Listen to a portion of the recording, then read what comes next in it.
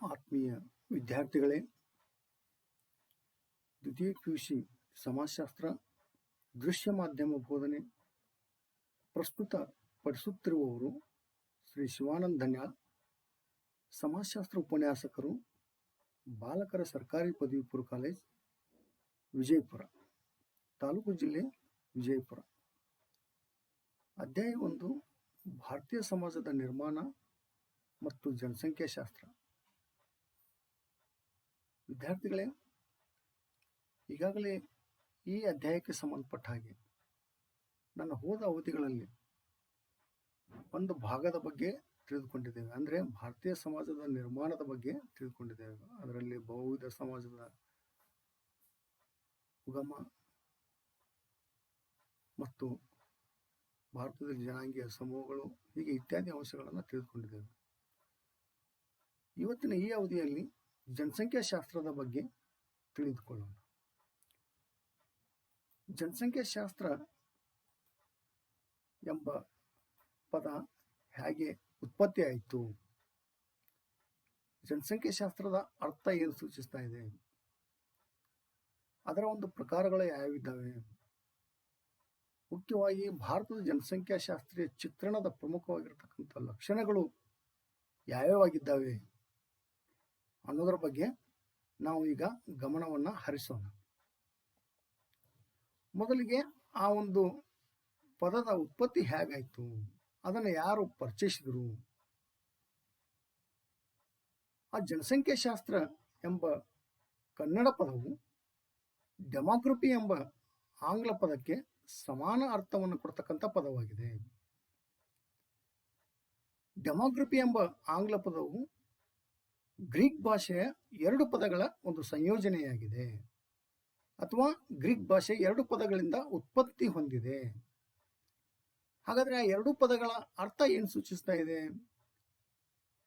Greek ಭಾಷೆಯ ಒಂದು ಪದವಾಗಿರ್ತಕ್ಕಂಥ demos ಅಂದರೆ ಜನರು, ಇನ್ನೊಂದು ಪದವಾಗಿರ್ತಕ್ಕಂಥ ಗ್ರಾಫಿನ್ ಅಂದರೆ ಚಿತ್ರಣ ಅಥವಾ ವಿವರಿಸು, ಈ ರೀತಿಯ ಅರ್ಥವನ್ನು ಕೊಡ್ತಕ್ಕಂಥದ್ದು.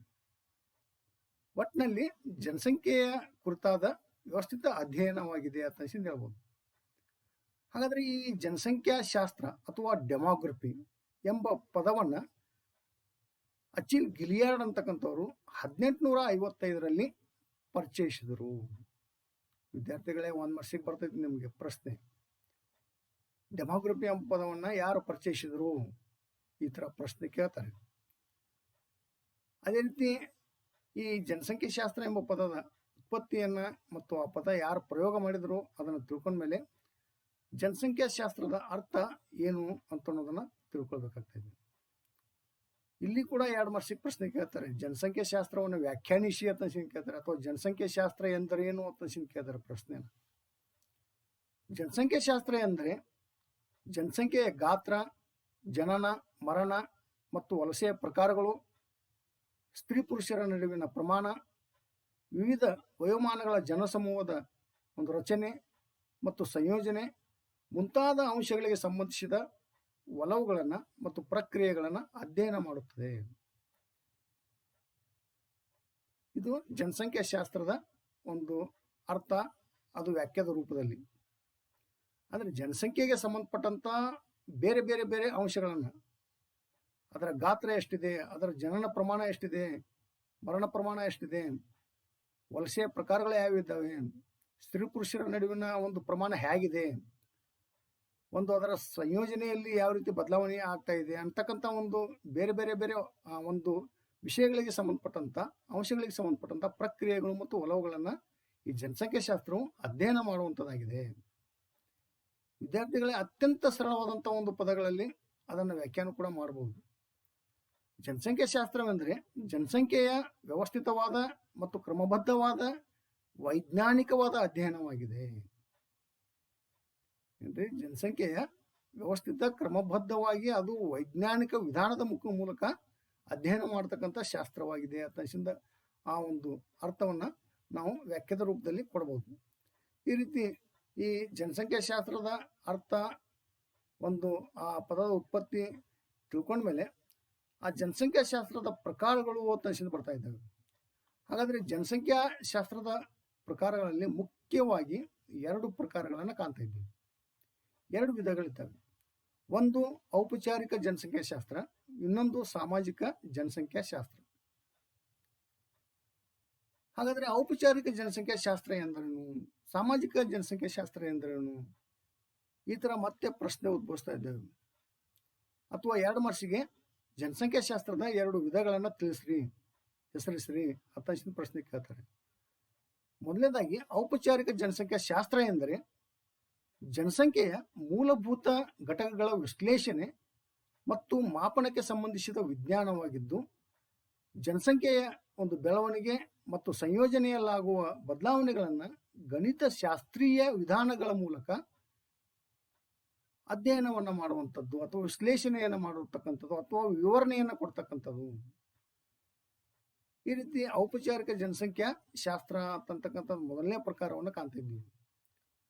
ಅದೇ ರೀತಿ ಎರಡನೆಯ ಒಂದು ಪ್ರಕಾರ ಸಾಮಾಜಿಕ ಜನಸಂಖ್ಯಾ ಶಾಸ್ತ್ರ. ಈ ಸಾಮಾಜಿಕ ಜನಸಂಖ್ಯಾ ಶಾಸ್ತ್ರವು ಇದು ಗುಣಾತ್ಮಕ ಕ್ಷೇತ್ರವಾಗಿದ್ದು, ಜನಸಮೂಹದ ಸಾಮಾಜಿಕ, ಆರ್ಥಿಕ, ರಾಜಕೀಯ ಅಂಶಗಳನ್ನು ಅಧ್ಯಯನ ಮಾಡುತ್ತದೆ. ಇದು ಗುಣಾತ್ಮಕ ಕ್ಷೇತ್ರವಾಗಿದ್ದು, ಜನರ ಒಂದು ಸಾಮಾಜಿಕ, ಆರ್ಥಿಕ, ಒಂದು ರಾಜಕೀಯ ಅಂಶಗಳನ್ನು ಅಧ್ಯಯನ ಮಾಡತಕ್ಕಂಥ ಶಾಸ್ತ್ರವಾಗಿದೆ ಅಂತ ಹೇಳ್ಬೋದು. ಒಟ್ಟಿನಲ್ಲಿ ಎಲ್ಲ ಪ್ರಕಾರದ ಜನಸಂಖ್ಯಾ ಶಾಸ್ತ್ರೀಯ ಅಧ್ಯಯನಗಳು ಎದರ ಮೇಲೆ ಅವಲಂಬನೆಯಾಗಿದ್ದಾವೆ ಅಂತಂದರೆ ಎಣಿಕೆ ವಿಧಾನದ ಮೇಲೆ ಅವಲಂಬನೆಯಾಗಿದ್ದಾವೆ. ಎಣಿಕೆ ವಿಧಾನವನ್ನು ಆಧರಿಸಿರುತ್ತವೆ. ಉದಾಹರಣೆಗಾಗಿ ಜನಗಣತಿ ಅಥವಾ ಸಮೀಕ್ಷೆ. ಹಾಗಾದರೆ ಈ ಜನಗಣತಿ ಮತ್ತು ಸಮೀಕ್ಷೆಯಲ್ಲಿ ಏನೇನು ಒಳಗೊಂಡಿರ್ತಾ ಇದೆ? ಈ ಜನಸಂಖ್ಯೆಗೆ ಸಂಬಂಧಪಟ್ಟಂತ ಹಲವಾರು ಮಾಹಿತಿಗಳನ್ನು ಈ ಜನಗಣತಿ ಮತ್ತು ಸಮೀಕ್ಷೆ ಒಳಗೊಂಡಿರ್ತಕ್ಕಂಥದ್ದು. ಹಾಗಾದ್ರೆ ಎಲ್ಲಿ ನಡೆಸಲಾಗ್ತಾ ಇದೆ? ಆ ಜನಗಣತಿ ಅಂತಕ್ಕಂಥದ್ದು ಒಂದು ನಿರ್ದಿಷ್ಟ ಒಂದು ಕ್ಷೇತ್ರದಲ್ಲಿ ಅಥವಾ ಭೂಪ್ರದೇಶದಲ್ಲಿ ವಾಸಿಸ್ತಕ್ಕಂಥ ಜನರಿಗೆ ಸಂಬಂಧಪಟ್ಟಂತ ಮಾಹಿತಿಗಳನ್ನು ಸಂಗ್ರಹಿಸತಕ್ಕಂಥ ಒಂದು ಕಾರ್ಯವನ್ನು ಆ ಜನಗಣತಿ ನಿರ್ವಹಿಸ್ತಕ್ಕಂಥದ್ದು.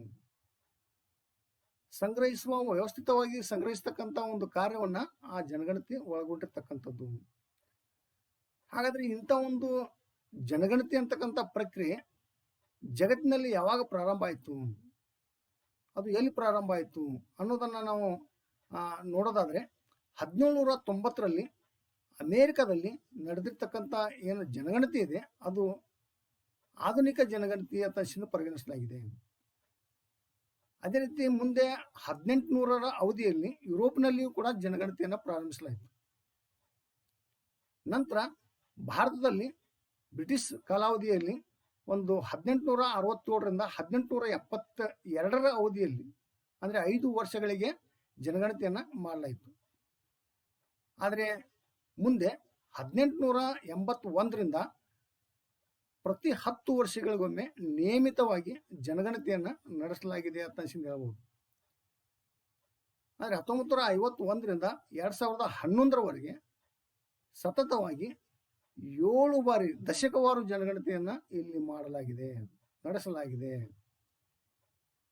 ಹಾಗಾದ್ರೆ ಈ ಜನಗಣತಿ ಅಂತಕ್ಕಂಥ ಒಂದು ಪ್ರಕ್ರಿಯೆ ಯಾಕೆ ನಮಗೆ ಅಷ್ಟು ಮುಖ್ಯವಾಗ್ತಾ ಇದೆ, ಎದಕ್ಕೆ ಅದು ಉಪಯೋಗಕ್ಕೆ ಬರ್ತಾ ಇದೆ, ಅದರ ಮಹತ್ವ ಏನು ಅಂದ್ರೆ ಇವತ್ತಿನ ದಿನ ಸರ್ಕಾರದ ಒಂದು ಯೋಜನೆಗಳನ್ನು ಜಾರಿಗೊಳಿಸಲಿಕ್ಕೆ, ಒಂದು ಕಾರ್ಯಕ್ರಮಗಳನ್ನು ನಿರೂಪಣೆ ಮಾಡಲಿಕ್ಕೆ, ಆರ್ಥಿಕ ಅಭಿವೃದ್ಧಿಯನ್ನು ಕೈಗೊಳ್ಳಲಿಕ್ಕೆ, ಜನ ಕಲ್ಯಾಣಕ್ಕಾಗಿ ಈ ಜನಗಣತಿಯ ಏನು ಮಾಹಿತಿಗಳಿದ್ದಾವೆ, ಸಂಗ್ರಹ ಮಾಡ್ತಕ್ಕಂಥ ಮಾಹಿತಿಗಳು ಅವು ಅತ್ಯಂತ ಒಂದು ಪ್ರಮುಖವಾದಂಥ ಪಾತ್ರವನ್ನು ವಹಿಸ್ತಾ ಇದ್ದಾವೆ ಎಲ್ಲ ಪ್ರಕ್ರಿಯೆಗಳಲ್ಲಿ. ಈ ರೀತಿ ಜನಗಣತಿಯ ಒಂದು ಅಂಕಿಅಂಶಗಳು, ಮಾಹಿತಿಗಳು ಬಹಳಷ್ಟು ಮಹತ್ವಪೂರ್ಣವಾದಂಥ ಒಂದು ಮಾಹಿತಿಗಳಾಗಿ ಈ ಸರ್ಕಾರಕ್ಕೆ ಒಂದು ಅನುಕೂಲಕ್ಕಾಗಿ ಬರ್ತಾ ಇದ್ದಾವೆ. ಕಾರ್ಯಕ್ರಮಗಳನ್ನು ಜಾರಿಗೊಳಿಸಲಿಕ್ಕೆ ಅವು ಅನುಕೂಲವಾಗ್ತಾ ಇದ್ದಾವೆ. ಈ ರೀತಿ ಈ ಜನಸಂಖ್ಯಾ ಶಾಸ್ತ್ರದ ಪ್ರಮುಖವಾಗಿರ್ತಕ್ಕಂಥ ಒಂದು ವಿಧಗಳು ಮತ್ತು ಆ ಜನಗಣತಿ ಯಾವಾಗ ಪ್ರಾರಂಭ ಆಯಿತು, ಎಲ್ಲಿ ಪ್ರಾರಂಭ ಆಯಿತು ಅನ್ನೋದ್ರ ಬಗ್ಗೆ ನಾವು ಈಗಾಗಲೇ ತಿಳ್ಕೊಂಡಿದ್ದೀವಿ. ಅದೇ ರೀತಿ ಮುಂದೆ ನಾವು ಈ ಭಾರತದ ಜನಸಂಖ್ಯಾ ಚಿತ್ರಣದ ಪ್ರಮುಖವಾಗಿರ್ತಕ್ಕಂಥ ಲಕ್ಷಣಗಳ ಕಡೆಗೆ ಗಮನ ಹರಿಸ್ತಕ್ಕಂಥದ್ದು ಬಹಳಷ್ಟು ಮಹತ್ವ ಪಡ್ಕೊಳ್ತಾ ಇದೆ.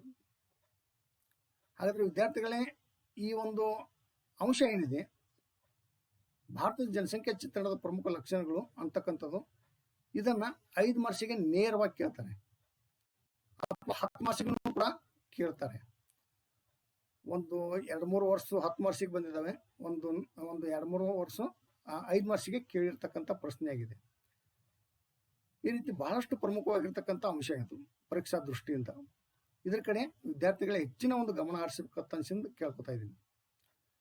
ಹಾಗಾದರೆ ಈ ಭಾರತದ ಜನಸಂಖ್ಯಾ ಚಿತ್ರಣದ ಪ್ರಮುಖ ಲಕ್ಷಣಗಳನ್ನು ನಾವು ಒಂದು 4-5 ಅಂಶಗಳ ಒಂದು ಇದರಲ್ಲಿ ಕಾಣ್ತಾ ಇದ್ದೀವಿ. ಹಾಗಾದರೆ ಅದರಲ್ಲಿ ಮೊದಲನೇದಾಗಿ ಭಾರತೀಯ ಜನಸಂಖ್ಯೆಯ ಗಾತ್ರ ಮತ್ತು ಬೆಳವಣಿಗೆ ಆಗಿದೆ. ಎರಡನೇದಾಗಿ ಜನನ ಪ್ರಮಾಣ ಮತ್ತು ಮರಣ ಪ್ರಮಾಣವಾಗಿದೆ. ಮೂರನೇದಾಗಿ ಭಾರತೀಯ ಜನಸಮೂಹದ ವಯೋರಚನೆಯಾಗಿದೆ. ನಾಲ್ಕನೇದಾಗಿ ಭಾರತದಲ್ಲಿ ಇಳಿಮುಖವಾಗುತ್ತಿರತಕ್ಕಂಥ ಲಿಂಗಾನುಪಾತವಾಗಿದೆ. ಐದನೇದಾಗಿ ಭಾರತದಲ್ಲಿ ಹೆಚ್ಚುತ್ತಿರುವ ಒಂದು ಸಾಕ್ಷರತೆಯ ಪ್ರಮಾಣವಾಗಿದೆ. ಕೊನೆಯದಾಗಿ ಹೆಚ್ಚುತ್ತಿರುವ ಗ್ರಾಮೀಣ ಮತ್ತು ನಗರ ವ್ಯತ್ಯಾಸಗಳು. ಈ ರೀತಿ ಸುಮಾರು 6 ಲಕ್ಷಣಗಳನ್ನು ಕಾಣ್ತಾ ಇದ್ದೀವಿ. ಹಾಗಾದರೆ ಅದರಲ್ಲಿ ಮೊದಲನೇದಾಗಿ ಭಾರತದ ಒಂದು ಜನಸಂಖ್ಯೆಯ ಗಾತ್ರ ಮತ್ತು ಬೆಳವಣಿಗೆಯ ಬಗ್ಗೆ ನಾವು ಈಗ ತಿಳಿದುಕೊಳ್ಳೋಣ. ಮೊದಲನೇ ಒಂದು ಲಕ್ಷಣ ಗಾತ್ರ ಮತ್ತು ಬೆಳವಣಿಗೆ ಆಗಿದೆ ಜನಸಂಖ್ಯೆಯ. ಹಾಗಾದರೆ ಚೀನಾ ದೇಶವನ್ನು ಬಿಟ್ಟು ಎರಡನೇ ಅತಿ ಹೆಚ್ಚು ಜನಸಂಖ್ಯೆ ಹೊಂದಿರತಕ್ಕಂಥ ರಾಷ್ಟ್ರ ಯಾವುದಂತಂದ್ರೆ ಅದು ಭಾರತವಾಗಿದೆ. ಒಂದು ಜಾಗತಿಕ ಮಟ್ಟದಲ್ಲಿ ಚೀನಾ ಪ್ರಥಮವಾದಂತಹ ಒಂದು ಜನಸಂಖ್ಯೆಗೆ ಸಂಬಂಧಪಟ್ಟಂತ ರಾಷ್ಟ್ರವಾಗಿದೆ. ಅದರ ಜೊತೆಗೆ ಭಾರತವು ಎರಡನೇ ಅತಿ ದೊಡ್ಡ ರಾಷ್ಟ್ರ ಅಂತ ಪರಿಗಣಿಸಲಾಗಿದೆ, ಅಂದ್ರೆ ಒಂದು ಜನಸಂಖ್ಯೆಗೆ ಸಂಬಂಧಪಟ್ಟ ಹಾಗೆ. ಹಾಗಾದ್ರೆ ನಮ್ಮ ಭಾರತದ ಜನಸಂಖ್ಯೆಯ ಒಂದು ಗಾತ್ರ ಎಷ್ಟಿದೆ? ಇವತ್ತಿನ ದಿನ ನಾವು ಆ ಗಾತ್ರವನ್ನು ನೋಡಿದ್ರೆ ಅಪಾರ ದೊಡ್ಡ ಪ್ರಮಾಣದಲ್ಲಿ ಇರುವುದನ್ನು ಕಾಣ್ತಾ ಇದ್ದೀವಿ. 2011ರ ಒಂದು ಜನಗಣತಿಯ ಪ್ರಕಾರ ಗಾತ್ರ 121 ಕೋಟಿಗೆ ಏರಿದೆ. ಅದು 1901ರಲ್ಲಿ 23.8 ಕೋಟಿ ಇದ್ದಂಥ ಜನಸಂಖ್ಯೆ 2011ರಲ್ಲಿ 121 ಕೋಟಿಗೆ ಏರಿರೋದನ್ನು ಕಾಣ್ತಾ ಇದ್ದೀವಿ. ಇವತ್ತಿನ ಪ್ರಸ್ತುತ ಜನಸಂಖ್ಯೆಯನ್ನು ನಾವು ನೋಡಿದರೆ 137 ಕೋಟಿಗೆ ಮೀರಿದೆ ಅಂತ ಹೇಳ್ಬೋದು. ಈ ರೀತಿ ಭಾರತೀಯ ಜನಸಮೂಹದ ಗಾತ್ರವನ್ನು ಕಾಣ್ತಾ ಇದ್ದೀವಿ. ಅದರ ಜೊತೆಗೆ ಭಾರತದ ಜನಸಂಖ್ಯೆ ಯಾವ ರೀತಿ ಬೆಳವಣಿಗೆ ಆಕ್ಕೊಂತ ಬಂತು, ಎಲ್ಲಿಂದ ಹಿಡ್ಕೊಂಡು ಅಂತಂದ್ರೆ 1901ರಿಂದ ಹಿಡ್ಕೊಂಡು 2011ರವರೆಗೆ ಆ ಜನಸಂಖ್ಯೆ ಯಾವ ರೀತಿ ಏರ್ಕೋತಾ ಹೋಯ್ತು, ಯಾವ ರೀತಿ ಇಳ್ಕೊಂತ ಬಂತು ಅನ್ನೋದನ್ನ ನಾವು ಗಮನಿಸಬಹುದಾಗಿದೆ.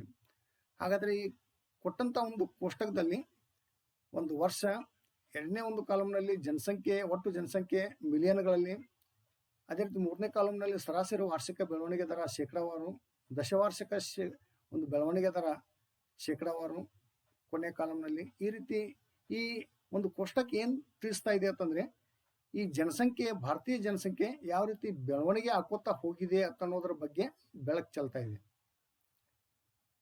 ಹಾಗಾದ್ರೆ ಒಂದು ಜನಸಂಖ್ಯೆ ಹೆಂಗ್ ಬೆಳವಣಿಗೆ ಆಗಿದೆ ಅಂತಂದ್ರೆ 1901ರಲ್ಲಿ ಒಂದು 23.8 ಕೋಟಿಯಷ್ಟು ಜನಸಂಖ್ಯೆ ಇತ್ತು. ಆದರೆ ವಾರ್ಷಿಕ ದರ ಅಲ್ಲೇನೂ ಸಿಗುವಂಗಿಲ್ಲ. ಆದರೆ ಮುಂದೆ 1911ಕ್ಕೆ ಬಂದಾಗ ಅಲ್ಪ ಪ್ರಮಾಣದಲ್ಲಿ ಜನಸಂಖ್ಯೆ ಏರಿಕೆ ಕಂಡಿತ್ತು. ಅಂದರೆ 25.2 ಕೋಟಿಯಷ್ಟು ಜನಸಂಖ್ಯೆ ಆಯಿತು. ಅದೇ ಒಂದು 1921ಕ್ಕೆ ಬಂದಾಗ ಮತ್ತೆ ಜನಸಂಖ್ಯೆ ಕುಸಿತ ಕಂಡಿತ್ತು. ಅಂದರೆ 25.1 ಕೋಟಿಯಷ್ಟು ಜನಸಂಖ್ಯೆ ಆಯಿತು. ಅದರಲ್ಲಿ ಒಟ್ಟು ಆ 21ರ ಒಂದು ಅವಧಿಯಲ್ಲಿ 1911ರಿಂದ 1921ರ ಒಂದು ಅವಧಿಯಲ್ಲಿ ಒಟ್ಟು ಜನಸಂಖ್ಯೆ 5% ಜನಸಂಖ್ಯೆ ಆ ಸಮಯದಲ್ಲಿ ವಿವಿಧ ಒಂದು ಸಾಂಕ್ರಾಮಿಕ ರೋಗಗಳು ಜನರನ್ನ ಕಾಡಿರೋದ್ರಿಂದ ಆ ಸಮಯದಲ್ಲಿ ಆ ಜನರನ್ನ ಬಲಿ ತೆಗೆದುಕೊಂಡಿತ್ತು ಅಂತ ಹೇಳ್ಬೋದು. ಅಂದ್ರೆ ಒಂದರಿಂದ ಹಿಡ್ಕೊಂಡು 1950ರ ಅವಧಿಯಲ್ಲಿ ವಾರ್ಷಿಕ ಒಂದು ಸರಾಸರಿ ಬೆಳವಣಿಗೆಯ ದರ ಎಷ್ಟಿತ್ತಂದ್ರೆ 1.33 ಇಷ್ಟು, ಅಂದರೆ 1.33ರಷ್ಟಿತ್ತು. ಅದೇ 1911ರಿಂದ 1921ರ ಅವಧಿಯಲ್ಲಿ ಒಂದು ಜನಸಂಖ್ಯೆ ಋಣಾತ್ಮಕವಾಗಿ ಬೆಳವಣಿಗೆ ಆಯಿತು. ಅಂದರೆ -0.03 ಅಷ್ಟು ಋಣಾತ್ಮಕವಾದಂಥ ಬೆಳವಣಿಗೆ ಕಂಡಿತು. ಅದು ಹೇಗೆ ಬೆಳವಣಿಗೆ ಕಂಡಿತಂದರೆ 1918 ಮತ್ತು 1919ರ ಒಂದು ಅವಧಿಯಲ್ಲಿ ಕೆಲವೊಂದಿಷ್ಟು ಸಾಂಕ್ರಾಮಿಕ ರೋಗಗಳು ಜನರನ್ನ ಬಲಿ ತೆಗೆದುಕೊಂಡು ಅಂತ ಹೇಳ್ಬೋದು. ಹಾಗಾಗಿ ಋಣಾತ್ಮಕವಾದಂಥ ಒಂದು ಬೆಳವಣಿಗೆಯನ್ನು ಆ ಸಮಯದಲ್ಲಿ ಕಾಣ್ತಾ ಇದ್ದೀವಿ. ಯಾವಾಗ 1921ರಿಂದ 1931ರ ಅವಧಿಗೆ ನಾವು ಆ ಜನಸಂಖ್ಯೆಯನ್ನು ಗಮನಿಸಿದರೆ ಅಲ್ಪ ಪ್ರಮಾಣದಲ್ಲಿ ಏರಿಕೆ ಹಾಕೊಂತ ಬಂತು. ಮುಂದೆ 1931ರಿಂದ ಸುಮಾರು 2011ರವರೆಗೆ ಜನಸಂಖ್ಯೆ ಏರುಗತಿಯಲ್ಲೇ ಬೆಳವಣಿಗೆ ಹಾಕೋತಾ ಹೋಗ್ತಾ ಇದೆ, ಬಂದಿದೆ, ದಾಖಲಿಸಿದೆ ಅಂತ ನಾವು ಕಾಣ್ತಾ ಇದ್ದೀವಿ. ಅಂದರೆ ಒಂದು 2011ರ ಒಂದು ಅವಧಿಯಲ್ಲಿ 121 ಕೋಟಿ ಜನಸಂಖ್ಯೆ ಆಗಿದೆ. ಆದರೆ 1921ರ ಅವಧಿಯನ್ನು ಜನಸಂಖ್ಯಾ ವಿಭಜಕ ವರ್ಷ ಅಂತ ಕರೀತಾರೆ ವಿದ್ಯಾರ್ಥಿಗಳಿಗೆ. ನಿಮಗೆ 1 ಮಾರ್ಕ್ಸಿಗೆ ಪ್ರಶ್ನೆ ಕೇಳ್ತಾರೆ, ಮತ್ತೆ ಜನಸಂಖ್ಯಾ ವಿಭಜಕ ವರ್ಷ ಯಾವುದು ಅಂತ ಕೇಳ್ತಾರೆ. ಆ ಸಮಯದಲ್ಲಿ 1921ರ ವರ್ಷವನ್ನು ನೀವು ಬರಿಬೇಕು. ಹಾಗಾದರೆ ಯಾಕೆ ಹಂಗಂತಾರೆ? ಅದನ್ನು ಯಾಕೆ ಹಂಗಂತಾರೆ ಅಂತಂದರೆ 1921ಕ್ಕಿಂತ ಹಿಂದೆ ಹೋದರೆ ಮುಂಚೆ ಜನಸಂಖ್ಯೆ ಏನಾಗಿತ್ತು ಅಂತಂದರೆ ಸ್ಥಿರವಾಗಿರಲಿಲ್ಲ, ಸಮನಾದಂಥ ರೀತಿಯಲ್ಲಿ ಇರಲಿಲ್ಲ, ಏರಿಳಿತ ಕಾಣ್ತಾ ಇತ್ತು. ಅಂದರೆ ಒಂದೊಂದು ಸಲ ಅದು ಏರಿಕೆ ಆಗ್ತಾ ಇತ್ತು, ಒಂದೊಂದು ಸಲ ಇಳಿಕೆ ಆಗ್ತಾ ಇತ್ತು. ಆದರೆ 1921ರ ನಂತರ ಜನಸಂಖ್ಯೆ ಏರುತ್ತಲೇ ಹೋಗಿದೆ. ಹಾಗಾಗಿ 21ರ ಒಂದು ವರ್ಷವನ್ನು ಜನಸಂಖ್ಯಾ ವಿಭಜಕ ವರ್ಷ ಅಂತ ಕರೆಯಲಾಗ್ತಾ ಇದೆ. ಅಂದರೆ ಮುಂದೆ 1931ರಿಂದ ಅಪ್ ಟು 2011ರ ಒಂದು ಜನಗಣತಿಯ ಒಂದು ಅಂಕಿಅಂಶಗಳನ್ನು ನೋಡಿದರೆ ಜನಸಂಖ್ಯೆ ಬೆಳವಣಿಗೆ ಆಕೋತಾನೆ ಹೋಗಿದೆ, ಏರುತ್ತಲೇ ಹೋಗಿದೆ. ಆದರೆ ವಾರ್ಷಿಕ ದರಗಳಲ್ಲಿ ನಾವು ಸರಾಸರಿ ವಾರ್ಷಿಕ ದರಗಳನ್ನು ನೋಡಿದರೆ ಇಳ್ಕೊಂತ ಹೋಗಿದೆ. ಬಟ್ ಒಟ್ಟು ಜನಸಂಖ್ಯೆಯಲ್ಲಿ ಏರಿಕೆಯಾಗಿದೆ. ಈ ರೀತಿ ಈ ಭಾರತದ ಜನಸಂಖ್ಯಾ ಚಿತ್ರಣದ ಮೊದಲನೇ ಲಕ್ಷಣದಲ್ಲಿ ಅದರ ಗಾತ್ರ ಮತ್ತು ಬೆಳವಣಿಗೆ ಆಗಿದೆ ಅಂತ ಹೇಳ್ಬೋದು. ದೆನ್ ಎರಡನೇ ಲಕ್ಷಣವನ್ನು ಗಮನ ಹರಿಸೋಣ ನಾವು. ಎರಡನೇ ಲಕ್ಷಣ ಏನಾಗಿದೆ ಅಂತಂದರೆ ಜನನ ಪ್ರಮಾಣ ಮತ್ತು ಮರಣ ಪ್ರಮಾಣವಾಗಿದೆ. ಹಾಗಾದರೆ ಭಾರತದ ಜನಸಂಖ್ಯಾ ಚಿತ್ರಣದ ಜನನ ಪ್ರಮಾಣ ಯಾವ ರೀತಿ ಇದೆ, ಮರಣ ಪ್ರಮಾಣ ಯಾವ ರೀತಿ ಇದೆ? ಈ ಜನನ ಮತ್ತು ಮರಣ ಪ್ರಮಾಣವನ್ನು ಲೆಕ್ಕವನ್ನು ತೆಗೆದುಕೊಂಡಾಗ ನಮಗೆ ಮತ್ತೆ ಇಲ್ಲಿ ವ್ಯತ್ಯಾಸಗಳಲ್ಲಿ ಕಂಡು ಬರ್ತಾ ಇದೆ. ಜನನ ಪ್ರಮಾಣ ಒಂದೊಂದ್ಸಲ ಭಾರಿ ಪ್ರಮಾಣದಲ್ಲಿ ಇಳಿಕೆ ಆಗಿರೋದನ್ನು ಕಾಣ್ತಾ ಇದ್ವಿ. ಮರಣ ಪ್ರಮಾಣ ಒಂದೊಂದ್ಸಲ ಅಪಾರವಾಗಿತ್ತು, ಅದು ಕೂಡ ತೀವ್ರಗತಿಗೆ ಬಂತು. ಈ ರೀತಿ ಏರಿಳಿತಗಳನ್ನು ಕಾಣ್ತಾ ಇದ್ದೀವಿ. 1901ರ ಒಂದು ಜನಸಂಖ್ಯೆಯ ಅವಧಿಯಲ್ಲಿ ಏನಾಗಿತ್ತಂದರೆ 49.2ರಷ್ಟು ಜನನ ಪ್ರಮಾಣ ಇತ್ತು. ಅದೇ ಮರಣ ಪ್ರಮಾಣ 42.6ರಷ್ಟಿತ್ತು. ಆದರೆ 1931ಕ್ಕಿಂತ ಮುಂಚೆ ಏನಾಗಿತ್ತಂದರೆ ಮರಣ ಪ್ರಮಾಣದಲ್ಲಿ ಇಳಿಕೆಯಾಗಿದ್ದು ಜನನ ಪ್ರಮಾಣದಲ್ಲಿ ಬಹಳಷ್ಟು ಇಳಿಕೆ ಆಗಲಿಲ್ಲ, ಅಲ್ಪ ಪ್ರಮಾಣದಲ್ಲಿ ಇಳಿಕೆ ಕಂಡು ಬಂದಿತ್ತು. 1921ರ ಒಂದು ಅವಧಿಯಲ್ಲಿ ಕಂಡು ಬಂದ ಸಾಂಕ್ರಾಮಿಕ ರೋಗಗಳ ಒಂದು ನಿಯಂತ್ರಣಕ್ಕೆ ಸರ್ಕಾರ ಏನು ಮಾಡುತ್ತಂದರೆ ಅಗತ್ಯ ಕ್ರಮಗಳನ್ನು ತೆಗೆದುಕೊಂಡಿರೋದ್ರಿಂದಾಗಿ ಆ ಸಮಯದಲ್ಲಿ ಆ ರೋಗಗಳಿಗೆ ಒಂದು ಔಷಧೋಪಚಾರಗಳ ಒಂದು ಬಹಳಷ್ಟು ತೀವ್ರಗತಿಯಲ್ಲಿ ಬೆಳವಣಿಗೆ ಆಗಿರೋದ್ರಿಂದ, ಸುಧಾರಣೆ ಆಗಿರೋದ್ರಿಂದ, ಆರೋಗ್ಯದ ಕಡೆ ಗಮನ ಹೆಚ್ಚಿಗೆ ಕೊಡುವುದರಿಂದಾಗಿ ಆ ಸಮಯದಲ್ಲಿ ಏನಾಯಿತು ಅಂತಂದರೆ ಮರಣ ಪ್ರಮಾಣದಲ್ಲಿ ಇಳಿಕೆ ಆಗಲಿಕ್ಕೆ ಕಾರಣ ಆಯಿತು. ಅದೇ ನಾವು 2020ರ ಒಂದು ಅಂಕಿಅಂಶವನ್ನು ನೋಡಿದಾಗ ಜನನ ಪ್ರಮಾಣ ಎಷ್ಟಿದೆ ಅಂತಂದರೆ 18.2ರಷ್ಟಿದೆ, ಮರಣ ಪ್ರಮಾಣ 7.3ರಷ್ಟಿದೆ. ಆದರೆ 1931ರ ಅವಧಿ ನಂತರ ಅಲ್ಲಿಂದ ಹಿಡ್ಕೊಂಡು ಜನನ ಪ್ರಮಾಣದಲ್ಲಿ ಅಲ್ಪ ಪ್ರಮಾಣದಲ್ಲಿ ಇಳಿಕೆ ಕಂಡು ಬಂದಿರುವುದರಿಂದ, ಆದರೆ ಮರಣ ಪ್ರಮಾಣದಲ್ಲಿ ಭಾರಿ ಪ್ರಮಾಣದಲ್ಲಿ ಇಳಿಕೆ ಕಂಡು ಬಂದಿದೆ ಅಂತ ಹೇಳ್ಬೋದು. ಯಾಕಂತಂದ್ರೆ ಸಾಯುವವರ ಸಂಖ್ಯೆ ಬಹಳಷ್ಟು ಕಡಿಮೆ ಇತ್ತು, ಆ ಹುಟ್ಟುವವರ ಸಂಖ್ಯೆಯಲ್ಲಿ ಬಹಳಷ್ಟು ಅಪಾರ ಪ್ರಮಾಣದಲ್ಲಿ ಹೆಚ್ಚಿಗೆ ಆಯಿತು.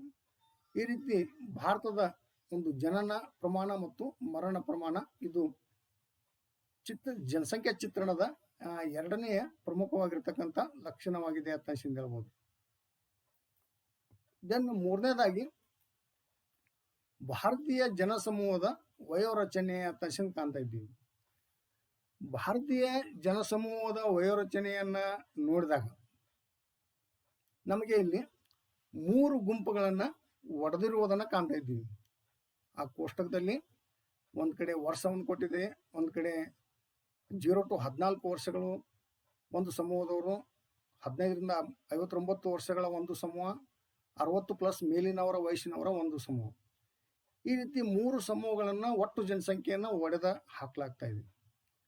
ಹಾಗಾದ್ರೆ ಇವತ್ತು ಏನಾಗಿದೆ ಅಂತಂದ್ರೆ, ಭಾರತವು ಯುವ ವಯೋಮಾನದ ಜನಸಮೂಹವನ್ನು ಅಧಿಕ ಪ್ರಮಾಣದಲ್ಲಿ ಹೊಂದಿದೆ. ಅಂದ್ರೆ ಯುವಕರ, ದುಡಿಯುವವರ, ಕಾರ್ಮಿಕರ ಸಂಖ್ಯೆಯನ್ನ ಹೆಚ್ಚಿನ ಪ್ರಮಾಣದಲ್ಲಿ ಭಾರತೀಯ ಸಮಾಜ ಹೊಂದಿದೆ ಅಂತ ಹೇಳ್ಬೋದು. ಹಾಗಾದ್ರೆ ಭಾರತದ ಜನಸಮೂಹದ ವಯೋರಚನೆಯನ್ನು ಪರಿಗಣಿಸಿದಾಗ 1901ರಲ್ಲಿ 0 to 14 ವರ್ಷದ ಒಳಗಿನ ಸಂಖ್ಯೆ ಎಷ್ಟಿತ್ತು ಅಂದ್ರೆ, ಒಟ್ಟು ಸಂಖ್ಯೆ 41ರಷ್ಟಿತ್ತು. ಅದೇ 2011ರಲ್ಲಿ ಅವರ ಸಂಖ್ಯೆ ಎಲ್ಲಿಗೆ ಹೋಯ್ತಂದ್ರೆ 29ಕ್ಕೆ ಕುಸಿತು. 41 ಇದ್ದಂಥ ಅಂಕಿ ಸಂಖ್ಯೆ 29ಕ್ಕೆ ಇಳಿಕೆ ಆಯಿತು. ಆದರೆ ಅದೇ ಸಮಯದಲ್ಲಿ 15ರಿಂದ 59ರ ವಯಸ್ಸಿನ ಒಂದು ಗುಂಪಿನವರ ಒಟ್ಟು ಸಂಖ್ಯೆ ಎಷ್ಟು ಇತ್ತಂದ್ರೆ 53ರಷ್ಟು 1901ರಲ್ಲಿ ಇದ್ದಂಥದ್ದು 2011ರಲ್ಲಿ 63ಕ್ಕೆ ಏರಿಕೆ ಆಯಿತು. ಅದೇ 60+ ಮೇಲಿನ ಒಂದು ಸಮೂಹದವರ ಸಂಖ್ಯೆ 1901ರಲ್ಲಿ 6 ಇದ್ದಂಥದ್ದು 2011ರಲ್ಲಿ ಅದು 8ಕ್ಕೆ ಏರಿಕೆ ಆಯಿತು. ಇದು ಈ ಅಂಕಿ ಸಂಖ್ಯೆಗಳು ಏನು ಸೂಚಿಸ್ತಾ ಇದ್ದಾವೆ ಅಂತಂದ್ರೆ, ಈಗೆಲ್ಲ ಅವಲಂಬಿಸಿರ್ತಾರೆ. ಉದಾಹರಣೆಗಾಗಿ ಮಕ್ಕಳು ಮತ್ತು ವಯಸ್ಸಾದಂಥವ್ರು, ಈ 0 to 14 ವರ್ಷದ ಸಮೂಹದವರು ಮತ್ತು 60 ವರ್ಷ ಮೇಲಿನ ಸಮೂಹದವರು ಯಾರ ಮೇಲೆ ಅವಲಂಬನೆ ಆಗಿರ್ತಾರೆ ಅಂತಂದ್ರೆ, ದುಡಿಯೋರ ಮೇಲೆ ಅವಲಂಬನೆ ಆಗಿರ್ತಾರೆ. ಈ ಅವಲಂಬನೆ ಆಗಿರ್ತಕ್ಕಂಥವರ ಸಂಖ್ಯೆ ಕಡಿಮೆ ಆಕೋತಾ ಹೋಗಿದೆ, ಆದರೆ ದುಡಿಯುವವರ ಸಂಖ್ಯೆ ಹೆಚ್ಚಿಗೆ ಆಕೋತಾ ಹೋಗಿರೋದನ್ನ, ಅಪಾರ ಪ್ರಮಾಣದಲ್ಲಿ ಏರಿಕೆ ಆಗಿರೋದನ್ನ ಕಾಣ್ತಾ ಇದ್ದೀವಿ. ಈ ರೀತಿ ಭಾರತೀಯ ಒಂದು ಜನಸಮೂಹದ ವಯೋರಚನೆಯನ್ನು ನಾವು ನೋಡಿದಾಗ, ಒಂದು ದುಡಿಯುವವರ, ಕಾರ್ಮಿಕರ, ಯುವಕರ, ಯುವ ಜನತೆಯ ಒಂದು ಸಂಖ್ಯೆ ಹೆಚ್ಚಾಗುತ್ತಾ ಹೋಗಿದೆ, ಏರಿಕೆಯಾಗುತ್ತಾ ಹೋಗಿದೆ, ಏರಿಕೆಯನ್ನು ದಾಖಲಿಸಿದೆ ಅನ್ನೋದನ್ನ ಕಾಣಬಹುದು. ಹಾಗಾದ್ರೆ ಆ ಒಂದು ಸಂಖ್ಯೆ ಏರಿಕೆ ಆಗೋದ್ರಿಂದ ದೇಶಕ್ಕೆ ಒಂದು ಜನಸಂಖ್ಯಾ ಲಾಭಾಂಶ ಆಗ್ಬೋದು. ಹಾಗಾದ್ರೆ ಜನಸಂಖ್ಯಾ ಲಾಭಾಂಶ ಅಂದ್ರೇನು? ಜನಸಂಖ್ಯಾ ಲಾಭಾಂಶ ಅಂತಂದ್ರೆ, ಒಟ್ಟು ಜನಸಂಖ್ಯೆಯಲ್ಲಿ ಯುವಕರ ಮತ್ತು ಯುವತಿಯರ ಸಂಖ್ಯೆ ಹೆಚ್ಚಾಗಿರುವುದರಿಂದ ದೊರೆಯಬಹುದಾದಂಥ ಅನುಕೂಲವನ್ನ ಜನಸಂಖ್ಯಾ ಲಾಭಾಂಶ ಅಂತ ಅನ್ಬೋದು. ಏನಾಗಿದೆ, ಒಟ್ಟು ಜನಸಂಖ್ಯೆಯಲ್ಲಿ ದುಡಿಯುವವರ, ಕಾರ್ಮಿಕರ ಸಂಖ್ಯೆ ಹೆಚ್ಚಾಗಿದೆ. ಆ ಒಂದು ಸಂಖ್ಯೆ ಹೆಚ್ಚಾಗಿರುವುದರಿಂದ ಅವರಿಂದ ದೊರೆಯಬಹುದಾದಂಥ ಒಂದು ಅನುಕೂಲವನ್ನು ಜನಸಂಖ್ಯಾ ಲಾಭಾಂಶ ಅಂತ ಕರಿತಾ ಇದ್ದೀವಿ. ಇಂಥ ಜನಸಂಖ್ಯಾ ಲಾಭಾಂಶವನ್ನ ಜಗತ್ತಿನ ಬೇರೆ ಬೇರೆ ದೇಶಗಳು ಈಗಾಗಲೇ ಪಡ್ಕೊಂಡಿದ್ದಾವೆ. ಅದೇ ಹಿನ್ನೆಲೆಯಲ್ಲಿ ಭಾರತವು ಸಹ ಆ ಜನಸಂಖ್ಯಾ ಲಾಭಾಂಶವನ್ನ ಪಡ್ಕೊಳ್ಳಿಕ್ಕೆ ಸಾಧ್ಯ ಇದೆ ಅಂತ ಹೇಳ್ಬೋದು. ಯಾಕಂತಂದ್ರೆ ಯುವಕರ ಸಂಖ್ಯೆ ಹೆಚ್ಚಿಗಾಗಿದೆ, ಕಿರಿಯರ ಸಂಖ್ಯೆ ಹೆಚ್ಚಿಗಿದೆ, ಇಲ್ಲಿ ಅಂದ್ರೆ ದುಡಿಯುವವರ ಸಂಖ್ಯೆ ಹೆಚ್ಚಿಗಿದೆ. ಹಾಗಾಗಿ ಆ ಒಂದು ಸಂಖ್ಯೆ ಹೆಚ್ಚಿಗಿರುವುದರಿಂದ ಅಂತ ಒಂದು ದೇಶದ ಒಂದು ಇದಕ್ಕಾಗಿ ಲಾಭವನ್ನು ಪಡ್ಕೊಳ್ಳಿಕ್ಕೆ ಸಾಧ್ಯ ಇದೆ ಅಂತ ಹೇಳ್ಬೋದು. ಹಾಗಾದ್ರೆ ಆ ಲಾಭವನ್ನು ಹಂಗೆ ಪಡ್ಕೊಳ್ಳಿಕ್ಕೆ ಆಗಂಗಿಲ್ಲ. ಅವರಿಗೆ ಕೆಲವೊಂದಿಷ್ಟು ಪೂರ್ವಭಾವಿ ತರಬೇತಿಗಳನ್ನ ಬೇರೆ ಬೇರೆ ಒಂದು ಆಯಾಮಗಳಲ್ಲಿ ಅವರನ್ನ ತರಬೇತಿಗೊಳಿಸಿ ಅದರಿಂದ ಲಾಭವನ್ನು ಪಡ್ಕೊಳ್ಳಿಕ್ಕೆ ಸಾಧ್ಯ ಇದೆ ಅಂತ ಹೇಳ್ಬೋದು. ಹಾಗಾದ್ರೆ ಭಾರತ ಹೆಂಗ ಹೊರಹೊಮ್ಮಿದೆ ಅಂತಂದ್ರೆ, ಅತ್ಯಂತ ಕಿರಿಯರ ನಾಡಾಗಿದೆ ಅಂತ ಹೇಳ್ಬೋದು. ದುಡಿಯುವವರ, ಯುವಕ, ಕಾರ್ಮಿಕರ ಒಂದು ಸಂಖ್ಯೆ ಸೂಚಕವಾಗಿದೆ. ಅದರಿಂದ ಅನಿರೀಕ್ಷಿತವಾದಂಥ ಫಲಗಳನ್ನ ಭಾರತೀಯ ಸಮಾಜ ಪಡ್ಕೊಳ್ಳಿಕ್ಕೆ ಶಕ್ಯ ಇದೆ. ಹಾಗಾದ್ರೆ ಅದನ್ನ ಹಂಗೆ ಪಡ್ಕೊಳ್ಳಿಕ್ಕೆ ಆಗಂಗಿಲ್ಲ. ಆ ಏನು ಯುವಕರಿದ್ದಾರೆ, ಒಂದು ಕಾರ್ಮಿಕ ಪಡೆ ಇದೆ, ಅವರಿಗೆ ಒಳ್ಳೆಯ ರೀತಿಯಲ್ಲಿ ಶಿಕ್ಷಣ ಕೊಡಬೇಕು, ಒಂದು ಉದ್ಯೋಗವನ್ನ ಅವರಿಗೆ ಕೊಡಬೇಕು, ಒಂದು ತರಬೇತಿಯನ್ನು ಕೊಡಬೇಕು. ಒಂದು ಕೌಶಲ್ಯ ಅಭಿವೃದ್ಧಿಯಾದಂಥ ಒಂದು ತರಬೇತಿಗಳನ್ನು ಕೊಟ್ಟು ಅವರಿಂದ ಜನಸಂಖ್ಯಾ ಲಾಭಾಂಶವನ್ನು ಪಡ್ಕೊಳ್ಬೋದು. ಹೀಗಾಗಿ ಈ ಶಿಕ್ಷಣ ಮತ್ತು ಉದ್ಯೋಗ ಕೊಟ್ಟು ಅವರಿಂದ ಒಂದು ಲಾಭವನ್ನು ಪಡ್ಕೊಳ್ಳಿಕ್ಕೆ ಸಾಧ್ಯ ಇದೆ. ಇನ್ನೊಂದು ಅಂಶ ಏನು ಕಾಣ್ತಾ ಇದ್ದೀವಿ ಅಂತಂದರೆ ಅವಲಂಬನಾ ಅನುಪಾತ ಅಂತ ಕಾಣ್ತಾ ಇದ್ದೀವಿ. ಅವಲಂಬನಾ ಅನುಪಾತ ಎಂದರೇನು? ಅವಲಂಬನಾ ಅನುಪಾತ ಅಂತಂದರೆ 0 to 14 ವರ್ಷದ ಒಳಗಿನ ಒಟ್ಟು ಸಂಖ್ಯೆ 60+ ಮೇಲಿನವರ ಸಮೂಹದವರ ಒಟ್ಟು ಸಂಖ್ಯೆ. ಇದು 15ರಿಂದ 59 ವರ್ಷದವರ ಮೇಲಿನ ಅವಲಂಬನೆ ಆಗಿರ್ತಕ್ಕಂಥ ಜನಸಂಖ್ಯೆಯನ್ನು ಅವಲಂಬನಾ ಅನುಪಾತ ಅಂತ ಕರಿಬೋದು, ದರ ಅಂತ ಕರಿಬೋದು. ಹಾಗಾದರೆ ಈ ಅವಲಂಬನಾ ಅನುಪಾತ ಏನಾಗಿದೆ ಅಂತಂದರೆ ಕಡಿಮೆ ಆಕೋತಾ ಹೋಗ್ತಾ ಇದೆ. 0 to 14 ವರ್ಷದವರು ಸಮೂಹದವರು ಕಡಿಮೆ ಆಕೋತಾ ಬರ್ತಾ ಇದ್ದಾರೆ. 60 ವರ್ಷ ಮೇಲಿನವರು ಅಲ್ಪ ಪ್ರಮಾಣದಲ್ಲಿ ಒಂದು ಕಡಿಮೆ ಆಕೋತಾ ಹೋಗ್ತಾ ಇದ್ದಾರೆ. ಆದರೆ ಈ ಭಾರಿ ಪ್ರಮಾಣದಲ್ಲಿ ಈ 15ರಿಂದ 59 ವರ್ಷದವರು ಏರಿಕೆ ಆಗುವುದರಿಂದಾಗಿ ಅವಲಂಬನಾ ಅನುಪಾತದಲ್ಲಿ ಒಂದು ಕಡಿಮೆ ಆಗುವುದರಿಂದ ದುಡಿಯುವವರ ಸಂಖ್ಯೆ ಮತ್ತಷ್ಟು ಹೆಚ್ಚಿಗೆ ಆಗತಕ್ಕಂಥ ಸೂಚನೆಯನ್ನು ಅದು ನೀಡತಕ್ಕಂಥದ್ದು. ಅದೇ 2026ರಲ್ಲಿ ಮತ್ತೆ ಆ ಯುವಕರ, ಆ ದುಡಿಯುವವರ, ಆ ಕಾರ್ಮಿಕರ ಸಂಖ್ಯೆ ಮತ್ತಷ್ಟು ಹೆಚ್ಚಿಗೆ ಆಗ್ತಾ ಇದೆ. ಹಾಗಾಗಿ ಈ ಒಂದು ವ್ಯವಸ್ಥೆಯಿಂದಾಗಿ ಆ ದೇಶಕ್ಕೆ ಲಾಭ ಆಗ್ತಕ್ಕಂಥ ವ್ಯವಸ್ಥೆಗಳನ್ನು ಕಾಣಬಹುದು. ನಾವು ಜನಸಂಖ್ಯಾ ಲಾಭಾಂಶವನ್ನು ಪಡೆದುಕೊಳ್ಳಿಕ್ಕೆ ಶಕ್ಯ ಇದೆ ಅಂತ ಹೇಳ್ಬೋದು. ಹೀಗೆ ಈ ಒಂದು ಜನಸಂಖ್ಯಾ ಲಾಭಾಂಶ ಬೇರೆ ಬೇರೆ ವಿಧಾನಗಳ ಮುಖಾಂತರ ಪಡೆದುಕೊಳ್ಳಲಿಕ್ಕೆ ಸಾಧ್ಯ ಇದೆ. ಈ ಭಾರತೀಯ ಜನಸಮೂಹದ ವಯೋರಚನೆ ಇದು ಜನಸಂಖ್ಯಾ ಚಿತ್ರಣದ 3ನೇ ಪ್ರಮುಖವಾಗಿರ್ತಕ್ಕಂಥ ಲಕ್ಷಣವಾಗಿದೆ ಅಂತ ಹೇಳ್ಬೋದು. ದೆನ್ 4ನೇದಾಗಿ ಭಾರತದಲ್ಲಿ ಇಳಿಮುಖವಾಗುತ್ತಿರುವ ಲಿಂಗಾನುಪಾತ ಅಥವಾ ಕುಸಿಯುತ್ತಿರುವ ಲಿಂಗಾನುಪಾತ ಅಂತ ಬರ್ತಾ ಇದೆ. ಹಾಗಾದರೆ ವಿದ್ಯಾರ್ಥಿಗಳೇ, ನಿಮಗೆ ಲಿಂಗಾನುಪಾತ ಎಂದರೇನು ಅಂತ ಮತ್ತೆ ಇಲ್ಲಿ ಪ್ರಶ್ನೆ ಉದ್ಭವಿಸ್ತೈತಿ, 1 ಮಾರ್ಕ್ಸಿಗೆ ಅಥವಾ 2 ಮಾರ್ಕ್ಸಿಗೆ. ಈ ಲಿಂಗಾನುಪಾತ ಹೆಂಗಿದೆ ಅಂತಂದರೆ ಭಾರತದ ಒಂದು ಅಸಮಾನತೆಯಿಂದ ಕೂಡಿದೆ, ಸಮಾನವಾಗಿಲ್ಲ, ಏರಿಳಿತ ಕಾಣ್ತಾ ಇದ್ದೀವಿ ಸ್ತ್ರೀಯರ ಮತ್ತು ಪುರುಷರ ಒಂದು ಸಂಖ್ಯೆಯಲ್ಲಿ. ಇದು ಇವತ್ತು ನಿನ್ನೆಯಿಂದ ಕಾಣ್ತಾ ಇಲ್ಲ, ಬಹಳಷ್ಟು ಪ್ರಾಚೀನ ಕಾಲದಿಂದಲೂ ಕೂಡ ಒಂದು ಲಿಂಗಾನುಪಾತದಲ್ಲಿ ಏರಿಳಿತಗಳನ್ನು ಕಾಣ್ತಾ ಇದ್ದೀವಿ. ಇತ್ತೀಚಿನ ದಿನಗಳಲ್ಲಿ ಅದು ಮತ್ತಷ್ಟು ಹೆಚ್ಚಿಗಾಗಿದೆ ಅಂತ ಅನ್ನೋದನ್ನು ಕಾಣಬಹುದು.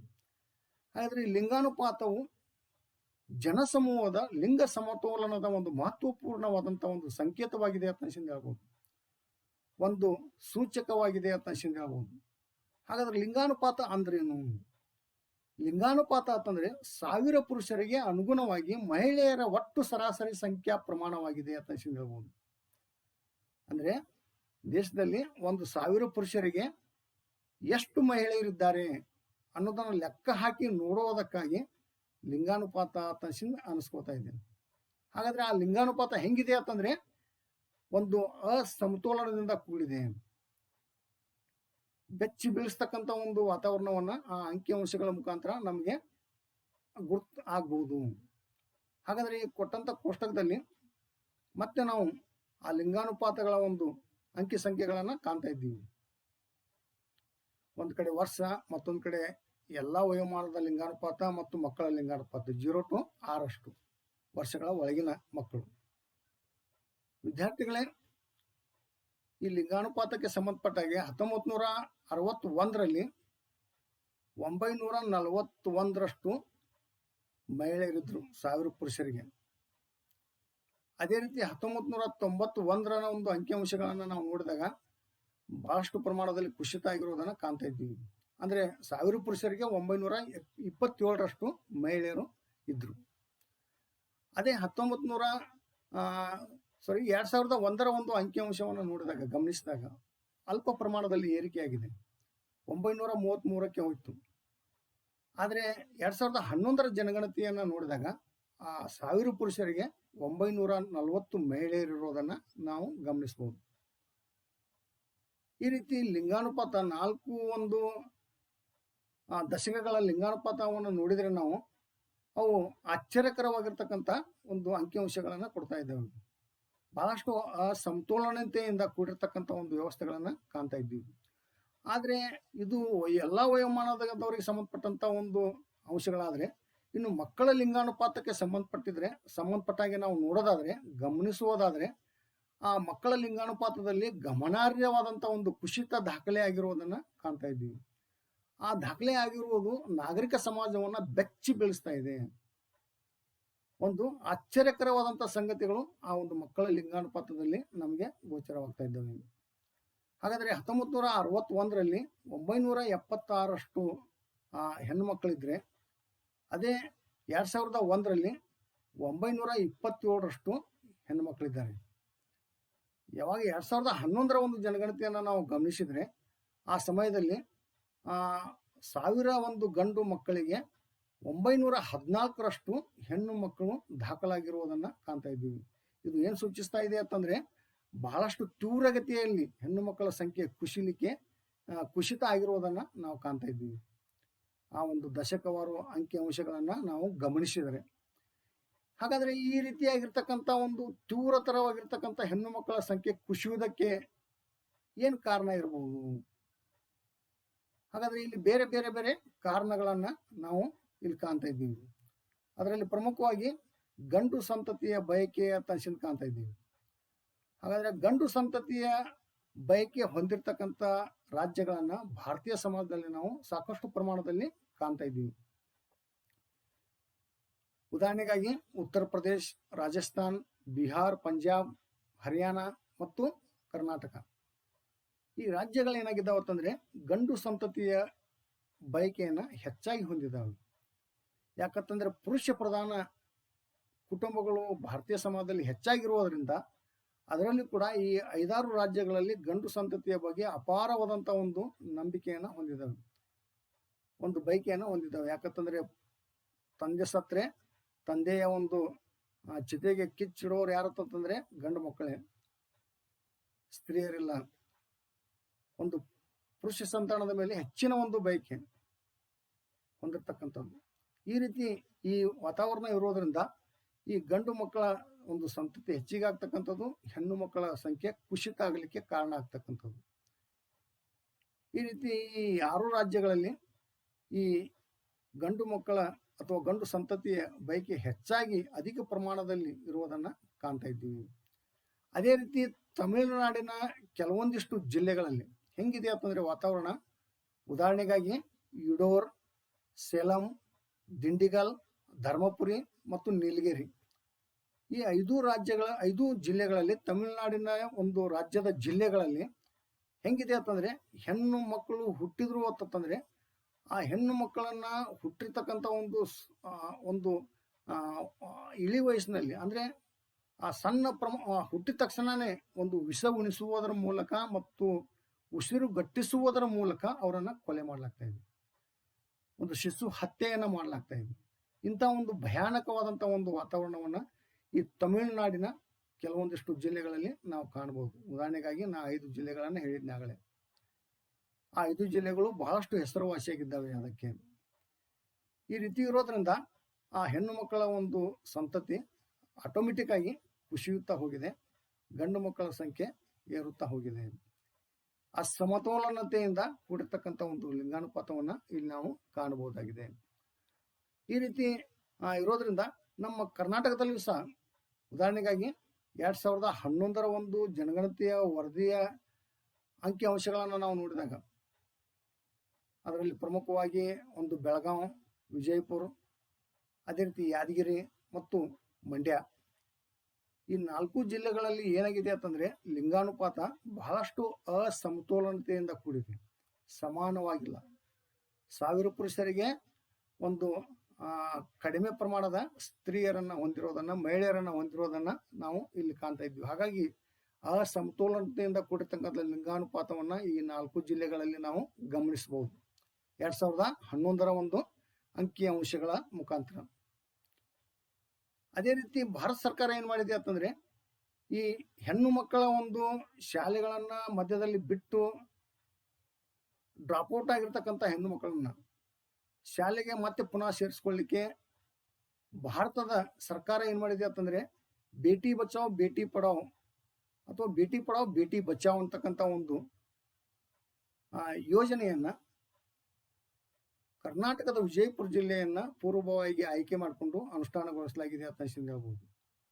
ಅದೇ ರೀತಿ ಸುಕನ್ಯಾ ಸಮೃದ್ಧಿ ಯೋಜನೆಯನ್ನು 2015ರಲ್ಲಿ ಜಾರಿಗೊಳಿಸಿದೆ ಅಂತ ಹೇಳ್ಬೋದು. ಇವು ಏನು ಮಾಡ್ತಾ ಇದ್ದೇವೆ ಅಂತಂದರೆ ಮಹಿಳೆಯರನ್ನು ಬೆಳವಣಿಗೆ ಆಗಲಿಕ್ಕೆ, ಸಮೃದ್ಧಿ ಆಗಲಿಕ್ಕೆ ಅಥವಾ ಒಂದು ಸಬಲೀಕರಣ ಆಗಲಿಕ್ಕೆ ಇವು ಸ್ಫೂರ್ತಿಯಾಗಿದ್ದಾವೆ ಅಂತ ಹೇಳ್ಬೋದು. ಈ ರೀತಿ ಈ ಗಂಡು ಸಂತತಿಯ ಬಯಕೆ ಒಂದು ಕಡೆ ಆ ಲಿಂಗಾನುಪಾತ ಅಸಮತೋಲನ ಆಗಲಿಕ್ಕೆ ಕಾರಣವಾಗ್ತಾ ಇದೆ, ಮಕ್ಕಳ ಲಿಂಗಾನುಪಾತ ಕುಸಿಲಿಕ್ಕೆ ಕಾರಣವಾಗ್ತಾ ಇದೆ, ಅದರಲ್ಲಿ ಕೂಡ ಹೆಣ್ಮಕ್ಕಳ.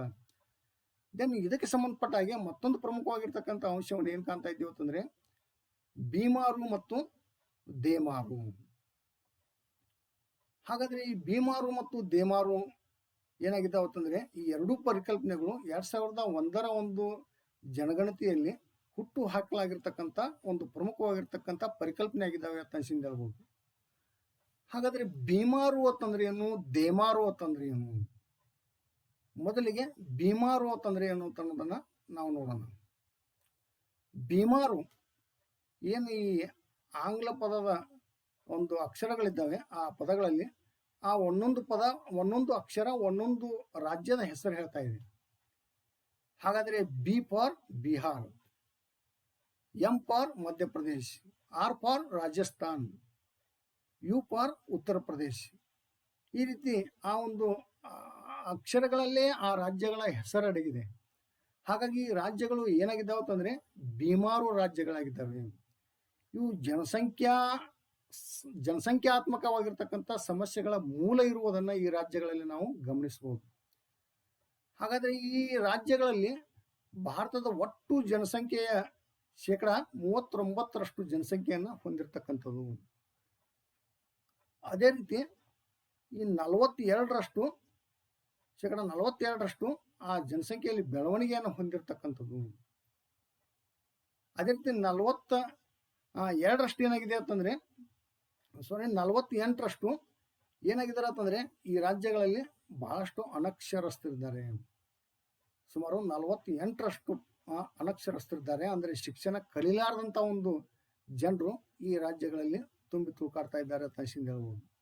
ಹಾಗಾಗಿ ಈ ದೇಶದ ಒಂದು ಬೆಳವಣಿಗೆಗೆ ಎಂಥ ಕೊಡುಗೆಯನ್ನು ಸಲ್ಲಿಸಿದ್ದಾರೆ ಅಂತಂದ್ರೆ ಈ ರಾಜ್ಯಗಳ ಮುಖಾಂತರ ನೀತ್ಯಾತ್ಮಕವಾಗಿರ್ತಕ್ಕಂಥ ಕೊಡುಗೆಗಳನ್ನು ಸಲ್ಲಿಸಿರುವುದನ್ನು ನಾವು ಗಮನಿಸಬಹುದು.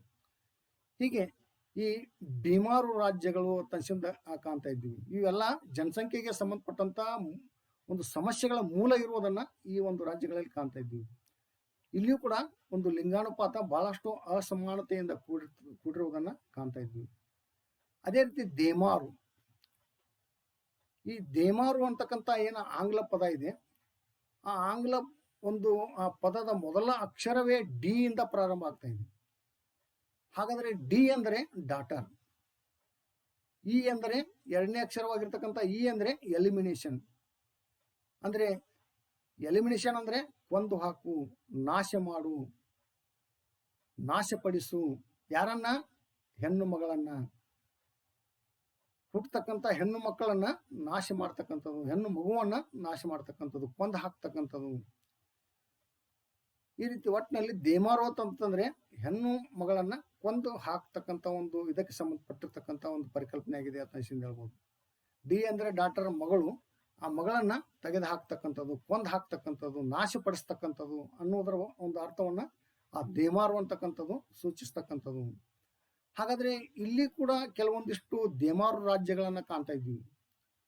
ಉದಾಹರಣೆಗಾಗಿ ಪಂಜಾಬು, ಹರಿಯಾಣ, ಹಿಮಾಚಲ ಪ್ರದೇಶ್, ಗುಜರಾತ್ ಮತ್ತು ಮಹಾರಾಷ್ಟ್ರ, ಈ 5 ರಾಜ್ಯಗಳು ಎದಕ್ಕೆ ಹೆಸರುವಾಸಿಯಾಗಿದ್ದಾವೆ ಅಂತಂದ್ರೆ ದೇಮಾರು ಅಂತಕ್ಕಂಥ ಒಂದು ಪರಿಕಲ್ಪನೆಗೆ ಒಂದು ಹೆಸರುವಾಸಿಯಾಗಿದ್ದಾವೆ ಅಂತ ಹೇಳ್ಬೋದು.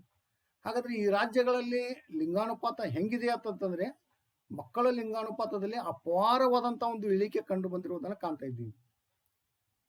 ಈ ರಾಜ್ಯಗಳಲ್ಲಿ ಒಂದು ಸಾಮಾನ್ಯವಾಗಿರ್ತಕ್ಕಂಥ ಸಂಗತಿ ಏನಂತಂದ್ರೆ ಹೆಣ್ಣು ಭ್ರೂಣ ಹತ್ಯೆಯ ಪ್ರಮಾಣ ಅತಿ ಹೆಚ್ಚಿಗೆ ಒಂದು ಇರುವುದನ್ನ ಕಾಣ್ತಾ ಇದ್ದೀವಿ. ಅಲ್ಲಿ ಭ್ರೂಣ ಹತ್ಯೆ ಮಾಡ್ತಕ್ಕಂಥದ್ದು ಸಾಮಾನ್ಯವಾಗಿರ್ತಕ್ಕಂಥ ಸಂಗತಿ, ಹೆಣ್ಣು ಮಕ್ಕಳ ಒಂದು ಭ್ರೂಣ ಹತ್ಯೆ. ಹಾಗಾಗಿ ಹೆಣ್ಣು ಮಕ್ಕಳ ಸಂಖ್ಯೆ ಕುಸಿಲಿಕ್ಕೆ ಈ ಒಂದು ಕಾರಣವಾಗ್ತಾ ಇದೆ ಅಂತ ಹೇಳ್ಬೋದು. ಆ ಒಂದು ಲಿಂಗಾನುಪಾತಕ್ಕೆ ಸಂಬಂಧಪಟ್ಟಂತೆ, ಅಂದ್ರೆ ಮಕ್ಕಳ ಲಿಂಗಾನುಪಾತಕ್ಕೆ ಸಂಬಂಧಪಟ್ಟಂತೆ ಅತಿ ಕಡಿಮೆ ಲಿಂಗಾನುಪಾತ ಹೊಂದಿರತಕ್ಕಂಥ ರಾಜ್ಯ ಪಂಜಾಬ್ ಅಂತಕ್ಕಂಥ ಒಂದು ರಾಜ್ಯ ಕರೆಸ್ಕೊಳ್ತಾ ಇದೆ. ಆದರೆ ಅತಿ ಹೆಚ್ಚಿನ ಒಂದು ಲಿಂಗಾನುಪಾತ ಹೊಂದಿರತಕ್ಕಂಥ ರಾಜ್ಯ ಯಾವುದಂತಂದರೆ ಸಿಕ್ಕಿಂ ಆಗಿದೆ. ಪಂಜಾಬು 1001 ಮಕ್ಕಳಿಗೆ 1001 ಮಕ್ಕಳಿಗೆ 793 ಹೆಣ್ಣು ಮಕ್ಕಳನ್ನು ಹೊಂದಿರೋದನ್ನು ಕಾಣ್ತಾ ಇದ್ದೀವಿ. ಹಾಗಾಗಿ ಅತ್ಯಂತ ಕಡಿಮೆ ಲಿಂಗಾನುಪಾತ ಹೊಂದಿರತಕ್ಕಂಥ ರಾಜ್ಯ ಎಲ್ಲ ಒಂದು ರಾಜ್ಯಗಳಲ್ಲಿ. ಅದೇ ರೀತಿ ಭಾರತದ ಎಲ್ಲ ರಾಜ್ಯಗಳಲ್ಲಿ ಅತಿ ಹೆಚ್ಚಿನ ಒಂದು ಮಕ್ಕಳ ಲಿಂಗಾನುಪಾತ ಹೊಂದಿರತಕ್ಕಂಥ ರಾಜ್ಯ ಯಾವುದಂತಂದರೆ ಸಿಕ್ಕಿಂ ಆಗಿದೆ. ಅದು 986ರ ಒಂದು ಪ್ರಮಾಣವನ್ನು ಹೊಂದಿದೆ.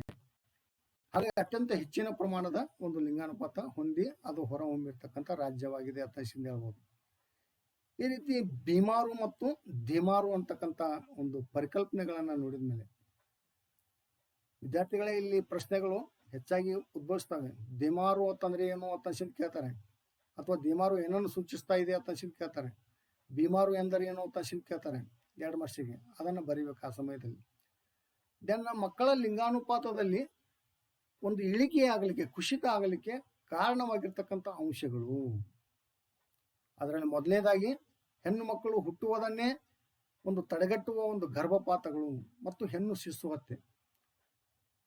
ಹೆಣ್ಣು ಮಕ್ಕಳ ಹುಟ್ಟುವುದನ್ನು ಕಂಡು ಬಂದ್ರೆ ಸಾಕು, ಅವುಗಳನ್ನು ಒಂದು ಗರ್ಭಪಾತ ಮಾಡುವುದರ ಮೂಲಕ ಒಂದು ಹತ್ಯೆ ಮಾಡುವುದನ್ನು ಕಾಣ್ತಾ ಇದ್ದೀವಿ, ತೆಗೆದುಹಾಕುವುದನ್ನು ಕಾಣ್ತಾ ಇದ್ದೀವಿ. ಅದೇ ರೀತಿ ಹೆಣ್ಣು ಶಿಶು ಹತ್ಯೆ, ಹೆಣ್ಣು ಹುಟ್ಟಿತು ಅಂತಂದರೆ ಅದನ್ನು ಕೊಂದು ಹಾಕ್ತಕ್ಕಂಥದ್ದು, ನಾಶಪಡಿಸ್ತಕ್ಕಂಥದ್ದು. ಇದು ಹೆಣ್ಣು ಒಂದು ಸಂತತಿಯ ಕುಶೀಲಿಕ್ಕೆ ಕಾರಣವಾಗಿರ್ತಕ್ಕಂಥ ಒಂದು ಪ್ರಮುಖವಾಗಿರ್ತಕ್ಕಂಥ ಅಂಶ. ಎರಡನೇದಾಗಿ ಬಾಲ್ಯದಲ್ಲಿ ಹೆಣ್ಣು ಮಕ್ಕಳ ಒಂದು ಪೋಷಣೆಯಲ್ಲಿ ನಿರ್ಲಕ್ಷ್ಯತೆಯನ್ನು ತೋರಿಸ್ತಕ್ಕಂಥದ್ದು. ಅಂದರೆ ಹೆಣ್ಣು ಹುಟ್ಟಿದ ಮೇಲೆ ಅದರ ಲಾಲನೆ ಪಾಲನೆ ಪೋಷಣೆ ಮಾಡ್ತಕ್ಕಂಥ ಒಂದು ವ್ಯವಸ್ಥೆಯಲ್ಲಿ ಒಂದು ನಿಷ್ಕಾಳಜಿಯನ್ನು ತೋರಿಸ್ತಕ್ಕಂಥದ್ದು, ಒಂದು ಜವಾಬ್ದಾರಿಯಿಂದ ನುಣುಚಿಕೊಳ್ತಕ್ಕಂಥದ್ದು. ಹಾಗಾಗುವುದರಿಂದ ಒಂದು ಮರಣ ಪ್ರಮಾಣದಲ್ಲಿ ಏರಿಕೆ ಆಗೋದ್ರಿಂದ ಒಂದು ಹೆಣ್ಣು ಸಂತತಿಯ ಒಂದು ದರ ಕಡಿಮೆ ಆಗಲಿಕ್ಕೆ ಇದು ಕಾರಣವಾಗ್ತಕ್ಕಂಥದ್ದು. ಅದೇ ರೀತಿ ಮೂರನೇದಾಗಿ ಒಂದು ಪ್ರಸವ ಪೂರ್ವ ಲಿಂಗ ಪತ್ತೆ ತಂತ್ರಜ್ಞಾನದ ಒಂದು ದುರ್ಬಳಕೆಯಾಗಿದೆ ಮತ್ತು ಹೆಣ್ಣು ಭ್ರೂಣ ಹತ್ಯೆ ಮಾಡುವಂಥದ್ದಾಗಿದೆ. ಈಗ ಯಂತ್ರದ ಮೂಲಕ ಮಗು ಹೆಣ್ಣಿದೆಯೋ ಅಥವಾ ಗಂಡಿದೆಯೋ ಅಂತಕ್ಕಂಥ ಕಂಡು ಹಿಡಿದ ಮೇಲೆ, ಗಂಡಿತ್ತಂದ್ರೆ ಅದನ್ನು ಉಳಿಸ್ಕೊಳ್ತಕ್ಕಂಥದ್ದು, ಹೆಣ್ಣು ಇತ್ತಂದ್ರೆ ಅದನ್ನು ಭ್ರೂಣ ಹತ್ಯೆ ಮಾಡ್ತಕ್ಕಂಥದ್ದು. ಈ ರೀತಿ ಮಾಡೋದರಿಂದ ಒಂದು ಆ ಹೆಣ್ಣು ಸಂತತಿಯ ಒಂದು ಸಂಖ್ಯೆ ಕಡಿಮೆ ಆಕೋತಾ ಹೋಗುವುದನ್ನು ಇಲ್ಲಿ ನಾವು ಗಮನಿಸಬಹುದು. ಈ ರೀತಿ 3 ಅಂಶಗಳು ಈ ಮಕ್ಕಳ ಲಿಂಗಾನುಪಾತ ಕುಸಿಲಿಕ್ಕೆ, ಇಳಿಕೆ ಆಗಲಿಕ್ಕೆ ಕಾರಣವಾದಂಥ ಅಂಶಗಳಾಗಿದ್ದಾವೆ ಅಂತ ಹೇಳ್ಬೋದು. ವಿದ್ಯಾರ್ಥಿಗಳೇ, ನಿಮಗೆ 2 ಮಾರ್ಕ್ಸಿಗೆ ಪ್ರಶ್ನೆ ಕೇಳ್ತಾರೆ, ಮಕ್ಕಳ ಲಿಂಗಾನುಪಾತ ಇಳಿಕೆ ಆಗಲಿಕ್ಕೆ ಕಾರಣವಾದಂಥ ಯಾವುದಾದ್ರೂ 2 ಅಂಶಗಳನ್ನು ಹೆಸರಿಸ್ರಿ. ಆ ಸಮಯದಲ್ಲಿ 3 ಅಂಶಗಳಲ್ಲಿ ಯಾವುದಾದ್ರೂ 2ನ್ನು ಹೆಸರಿಸಬೇಕು. ಅಷ್ಟಾದರೆ 2 ಮಾರ್ಕ್ಸು ನಿಮಗೆ ಸಿಗ್ತಾ ಇದ್ದಾವೆ. ಈ ರೀತಿ ಈ ಮಕ್ಕಳ ಒಂದು ಲಿಂಗಾನುಪಾತ ಅಸಮತೋಲನ ಆಗಲಿಕ್ಕೆ ಈ ಸುಮಾರು ಅಂಶಗಳು ಕಾರಣವಾಗಿರುವುದನ್ನು ನಾವು ಕಾಣ್ತಾ ಇದ್ದೀವಿ. ದೆನ್ 5ನೇದಾಗಿ ಒಂದು ಭಾರತೀಯ ಜನಸಮೂಹದಲ್ಲಿ ಹೆಚ್ಚುತ್ತಿರುವ ಸಾಕ್ಷರತೆಯ ಪ್ರಮಾಣವನ್ನು ಕಾಣ್ತಾ ಇದ್ದೀವಿ. ಹಾಗಾದರೆ ಭಾರತೀಯ ಜನಸಂಖ್ಯೆಯ ಚಿತ್ರಣದ ಮತ್ತೊಂದು ಪ್ರಮುಖವಾಗಿರ್ತಕ್ಕಂಥ ಲಕ್ಷಣ ಯಾವುದಂತಂದರೆ ಜನಸಮೂಹದಲ್ಲಿ ಹೆಚ್ಚಾಗುತ್ತಿರುವ ಸಾಕ್ಷರತಾ ಪ್ರಮಾಣವಾಗಿದೆ. ಹಾಗಾದರೆ ಭಾರತದಲ್ಲಿ ಶಿಕ್ಷಣ ಏನು ಮಾಡ್ತಾ ಇದೆ ಅಂತಂದರೆ ಜನರನ್ನ ಜಾಗೃತರನ್ನಾಗಿ ಮಾಡ್ತಾ ಇದೆ, ಜ್ಞಾನವಂತರನ್ನಾಗಿ ಮಾಡ್ತಾ ಇದೆ, ಸಾಕ್ಷರರನ್ನಾಗಿ ಮಾಡ್ತಾ ಇದೆ.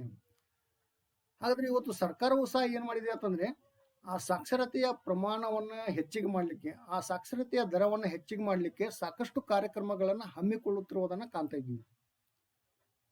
ಆದರೆ ಹಿಂದಕ್ಕೆ ಒಂದು ಟೈಮ್ನಲ್ಲಿ ಸಮಯದಲ್ಲಿ ಆ ಸಾಕ್ಷರತೆಯ ಪ್ರಮಾಣ ಕಡಿಮೆ ಇದ್ರೂ ಸಹ ಇವತ್ತು ಬಹಳಷ್ಟು ಏರುಗತಿಯಲ್ಲಿ ಏರುತ್ತಿರುವುದನ್ನು ಕಾಣ್ತಾ ಇದ್ದೀವಿ, ಏರಿಕೆ ಆಗುತ್ತಾ ಹೋಗ್ತಾ ಇರುವುದನ್ನು ಕಾಣ್ತಾ ಇದ್ದೀವಿ.